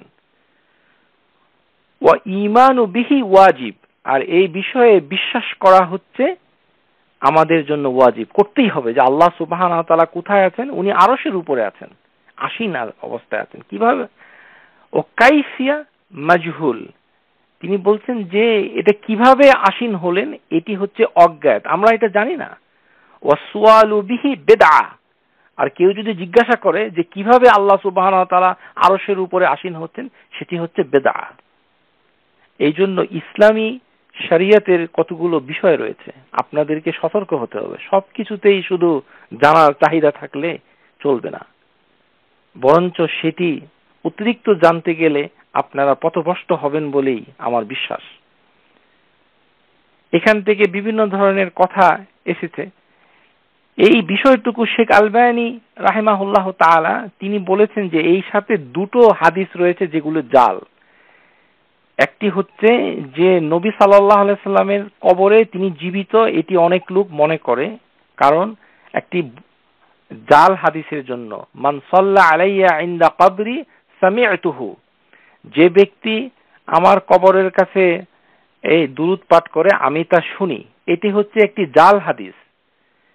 নবী সাল্লাল্লাহু আলাইহি সাল্লাম শুনেন না, কারণ তিনি জীবিত নন, তিনি বারজাখের জীবনে রয়েছেন। তিনি আমরা কোনোদিনই কোনো মৃত মানুষকে শোনাতে পারি না। নবী সাল্লাল্লাহু আলাইহি সাল্লামকে কিভাবে শোনাচ্ছেন ফেরেশতার মাধ্যমে, তার রূহের মাধ্যমে, সেটি আল্লাহ সুবহানাহু ওয়া তাআলা সবচেয়ে ভালো জানেন। মৃত ব্যক্তিকে, এখানে আরেকটি প্রশ্ন এসেছে যে আমরা যে কবরস্থানে গিয়ে পিতামাতার কবরে যে সালাম দেই, তাহলে পিতামাতাও হয়তো আমাদের সালামের উত্তর দেন, যেমন নবী সাল্লাল্লাহু আলাইহি সাল্লাম। এগুলোর কোনো দলিল নেই। এইভাবে কোনো বিষয়কে আপনারা যদি বেশি ঘাটাঘাটি করতে যান, তাহলে আমাদের যে মূল লক্ষ্য, আমরা কিভাবে নবী সাল্লাল্লাহু আলাইহি সাল্লামের সহিহ তরিকায় নামাজ পড়ব, তার কোনো চেষ্টা তদবির কারোর ভিতরেই আমি দেখছি না, দু একজন ছাড়া, ইল্লা মাশা আল্লাহ। দু একজন শ্রোতা রয়েছেন যারা কোনো হাদিস থেকে দলিল পেলে আঁকড়ে ধরার চেষ্টা করেন। আমাদেরকে সেরকম দু একজনের মতো হতে হবে। এখানে আল্লাহ সুবহানাহু ওয়া তাআলা বলছেন ওমা আনতা বিমুসমিউ মান ফিল কুবুর, সূরা ফাতির আয়াত নাম্বার 22, যে তুমি মৃতদেরকে, কবরে যারা আছে তাদেরকে তুমি শোনাতে পারো না। আল্লাহ কোরআনে বলছে ওমা আনতা বিমুসমিইন মান ফিল কুবুর। আল্লাহ সুবহানাহু ওয়া তাআলা সূরা রুম আয়াত নাম্বার 62, ফাইন্নাকা লা তুসমিউ আল মাউতা, আপনি মৃতকে শোনাতে পারবেন না। মৃত ব্যক্তিকে এভাবে শোনানো যায় না। যারা মরে গেছে তাদের সাথে এই দুনিয়ার সাথে একটি সম্পর্ক ছিন্ন হয়ে গিয়েছে। সুতরাং শোনা একটি অতি প্রাকৃত বিষয়। এটি আল্লাহ সুবহানাহু ওয়া তাআলা কোনো কোনো পর্যায়ে কাউকে কাউকে হয়তো সেই শোনার জন্য উপযোগী করে দিয়েছেন, সেটি হাদিসে আছে, কিন্তু এটি খুবই দুর্লভ, রেয়ার। যেমন বদরের যুদ্ধে যে সকল মুশরিক তারা মরে গিয়েছিল, সেই মুশরিকদের উদ্দেশ্যে রাসূলুল্লাহ সাল্লাল্লাহু আলাইহি সাল্লাম বলেছিলেন, মুশরিকদের কুয়ার কাছে গিয়ে বদরের যুদ্ধের পর উনি বলেছিলেন, ওয়াকাফান নবী সাল্লাল্লাহু আলাইহি সাল্লাম কুল্লাইবু বদর ফাকাল হাল ওয়াজাদতুম মা ওয়া'আদা রাব্বুকুম হাক্কান, হে মুশরিক, তোমরা কি এখন শুনতে পাচ্ছ যে তোমাদের রব আল্লাহ সুবহানাহু ওয়া তাআলা তোমাদের প্রতি যে ওয়াদা করেছিলেন সেটা যে সত্য প্রমাণিত হয়েছে, তোমরা কি শুনতে পাচ্ছ? নবী সাল্লাল্লাহু আলাইহি সাল্লাম বলতেছিলেন ওই কুয়ার কাছে যেখানে মুশরিকদের মৃতদেহ ছিল। সুম্মা ক্বাল ইন্নাহুম লা আন্না ইয়াসমাউনা মা আকুল, এবং নবী সাল্লাল্লাহু আলাইহি সাল্লাম যখন এই কথাগুলো বলতেছিলেন তখন তার সাথে ছিলেন ওমর রাদিয়াল্লাহু তাআলা আনহু। উমর রাদিয়াল্লাহু তাআলা আনহু অবাক হয়ে গেছেন যে নবী সাল্লাল্লাহু আলাইহি সাল্লাম মৃতদেহের কাছে বসে কথা বলছেন। ইয়া রাসূলুল্লাহ মা তুকাল্লিমু মিন আজসাদা লা আরওয়াহু লিমা ফাকাল রাসূলুল্লাহ সাল্লাল্লাহু আলাইহি সাল্লাম, মানে উমর রাদিয়াল্লাহু তাআলা বলছেন, হে রাসূলুল্লাহ, আপনি তো মৃতদেহের কাছে কথা বলছেন যাদের ভিতর থেকে রূহ চলে গেছে। আজ সাদা লা আরওয়াহ লাহা, তাদের তো কোনো রূহ নেই, সেই মৃতদেহের কাছে আপনি কেন কথা বলছেন? তখন নবী সাল্লাল্লাহু আলাইহি সাল্লাম বলছেন, ওয়াল্লাযী নাফসি মুহাম্মাদ বিয়াদিহি, যার হাতে মুহাম্মাদের প্রাণ, তার কসম, মা আনতুম বিআসমাউ লাম্মা আকওয়ালু মিনহুম, যে তোমরা আমার কথা যেভাবে শুনতে পাচ্ছ, ওই মৃতদেহগুলো আমার কথা তার থেকে বেশি করে শুনতে পাচ্ছে। কাতাদা এই হাদিসটি বর্ণনা করে বলছেন, আহিয়াহুমুল্লাহু হাত্তা আসমাহুম, যে ওই মৃতদেহগুলোকে আল্লাহ সুবহানাহু ওয়া তাআলা জীবিত করে ফেলেছিলেন কিছুক্ষণের জন্য, যখন তারা নবী সাল্লাল্লাহু আলাইহি ওয়াসাল্লামের কথাগুলো শুনতে পাচ্ছিলেন। এটি হচ্ছে একটি বিশেষ অবস্থা, কোন একটা কারণবশত এই ঘটনাগুলো ঘটেছে। যেমন কবরের ভিতরে মানুষ যদি থাকে, তখন তারা যারা কবর দিয়ে চলে যায় তাদের জুতার আওয়াজ, পায়ের আওয়াজটুকু শুনতে পায়, এতটুকু। সুতরাং দু একটি জায়গায় এদিক সেদিক কিছুটা উদাহরণ রয়েছে, কিন্তু সেটি অত্যন্ত স্বল্প এবং খুবই স্পেসিফিক। আর নবী সাল্লাল্লাহু আলাইহি সাল্লামের যে রূহ, এই ব্যাপারে যে এটি একটি বিশেষ অবস্থা, আল্লাহ সুবহানাহু ওয়া তাআলা ফাআলুল লিমা ইউরিদ, আল্লাহ বলছেন সূরা বুরুজের ভিতরে যে তিনি যা খুশি তা করেন, সেটি আল্লাহর ব্যাপার। আল্লাহ সুবহানাহু ওয়া তাআলা কিভাবে করছেন সেটি গবেষণা করার দায়িত্ব আল্লাহ সুবহানাহু ওয়া তাআলা আমাদেরকে দিচ্ছেন না। বরঞ্চ যে সাহাবী এই হাদিসটি বর্ণনা করেছে, আবু হুরায়রা, সে তো নবী সাল্লাল্লাহু আলাইহি সাল্লামকে প্রশ্ন করেনি যে আমার রূহ তা আমার মৃতদেহের উপরে কিভাবে আসবে। শুধু একটি প্রশ্ন হয়েছে নবী সাল্লাল্লাহু আলাইহি সাল্লামের কাছে, সাহাবীরা করেছেন যে আপনার প্রতি যে দুরূদ আমরা আপনার মৃত্যুর পরে পাঠাবো, আপনার দেহ তো মাটিতে মিশে যাবে। তখন নবী সাল্লাল্লাহু আলাইহি সাল্লাম বলেছেন, ইন্নাল্লাহা হাররামা আলাল আরদ আন তাকুলা আজসাদাল আম্বিয়া, নিশ্চয়ই আল্লাহ সুবহানাহু ওয়া তাআলা মাটিকে হারাম করেছেন, নবীদের মৃতদেহকে খাওয়ার জন্য হারাম করেছেন। قال الألباني رحمه الله تعالى في كتابه أنه يدل على روح صلى الله عليه وسلم ليس مستقرة في جسد الشريف، بل هي ترد إليه ليرد السلام المسلمين عليه الصلاة والسلام। যে শেখ আলবানি এই হাদিসটুকু দিয়ে তিনি বলছেন, এটি দিয়ে প্রমাণ হচ্ছে যে রাসূলুল্লাহ সাল্লাল্লাহু আলাইহি সাল্লামের পবিত্র শরীরে তার রূহ মুস্তাকরর, স্থায়ীভাবে নাই। মানে রূহটুকু আল্লাহ সুবহানাহু ওয়া তাআলা তাকে দিয়ে দেন, তখন সে মুসলমানদের সালামের জবাব দিচ্ছেন।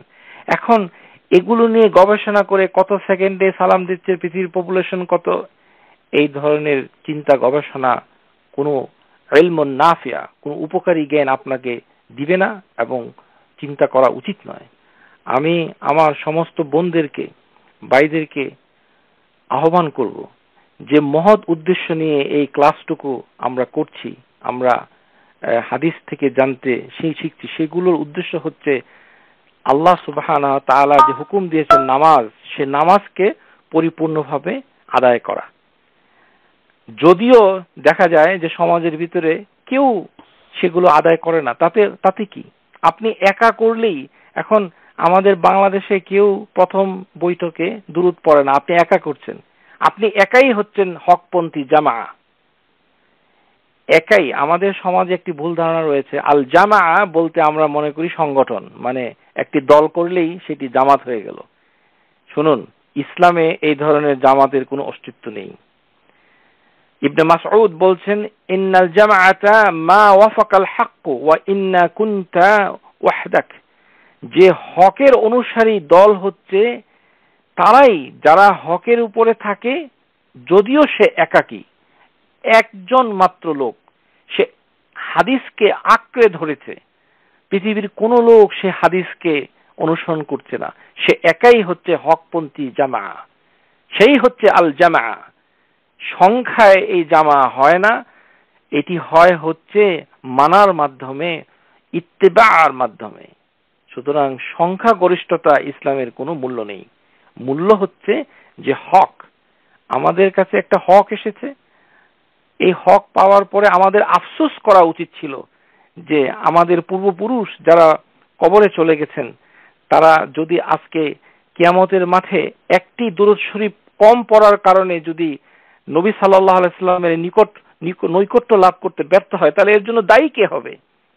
কিয়ামতের দিন যখন সমস্ত মানুষ পেরেশান হয়ে ঘুরতে থাকবে, আল ইয়াউম 50 আলফি সানা মিম্মা তাউদ্দুন, তোমাদের গণনা অনুযায়ী সেই দিনটি দীর্ঘ হবে 50,000 বছর। মানুষ পাগল হয়ে যাবে, বলবে যে হে আল্লাহ, তুমি বিচার শুরু করো, আমরা জান্নাত জাহান্নাম যেটাই হোক না কেন বিচার শুরু করো, মানুষ অস্থির হয়ে যাবে। তখন আল্লাহ সুবহানাহু ওয়া তাআলা নবী সাল্লাল্লাহু আলাইহি সাল্লামের যারা নৈকট্য লাভ করেছে তাদেরকে তিনি নিজ হাতে এই হাউজে কাউসারের পানি পান করাবে। কাকে? তার নৈকট্য লাভ করছে যারা, তারা। আপনি এখন দুরূদ পাঠ করছেন না, তাহলে আপনি নৈকট্যতার ক্ষেত্রে যদি পিছিয়ে পড়েন তাহলে এর জন্য আপনিই ক্ষতিগ্রস্ত হবেন। আর নবী সাল্লাল্লাহু আলাইহি সাল্লাম যেখানে নিজের প্রতি নিজেই দুরূদ করতেন তা কত গুরুত্বপূর্ণ একটি সুন্নাহ সেটি বলার অপেক্ষাই রাখে না। সেটির দিকে সবার মনোযোগ আকর্ষণ করছি, আপনাদেরকে অনুরোধ করছি যে এই ধরনের মানে জিনিস যেগুলো খুব জটিল বিষয়, যেগুলো দিয়ে আপনার জান্নাত জাহান্নাম নির্ধারণ হবে না, এই নবী সাল্লাল্লাহু আলাইহি সাল্লামের রূহু কোন মাইক্রো মেকানিজমে তার দেহে প্রবেশ করছে, তিনি কতক্ষণ, কত মিলি সেকেন্ড, কত মাইক্রো সেকেন্ডে কম্পিউটারের গণনা, এগুলো আপনাকে কখনো জান্নাত জাহান্নাম দিবে না, আপনার জন্য কোনো উপকারই হবে না এগুলো। অথচ এগুলো নিয়ে আপনারা চিন্তা ভাবনা করছেন, পেরেশান হচ্ছেন, জিজ্ঞাসা করার জন্য অস্থির হয়ে পড়ছেন। এই ধরনের জিজ্ঞাসার কোনো মূল্যই নেই, বরঞ্চ কোনো কোনো ক্ষেত্রে এই ধরনের জিজ্ঞাসাকে বলা হয়েছে বেদআ। আকুলু কাওলি হাযা ওয়াস্তাগফিরুল্লাহাল আযীম ফাস্তাগফিরুহু ইন্নাহু হুয়াল গফুরুর রহিম। Subscribe to our YouTube channel, Know Tawhid First, and press the bell icon to get new video notifications.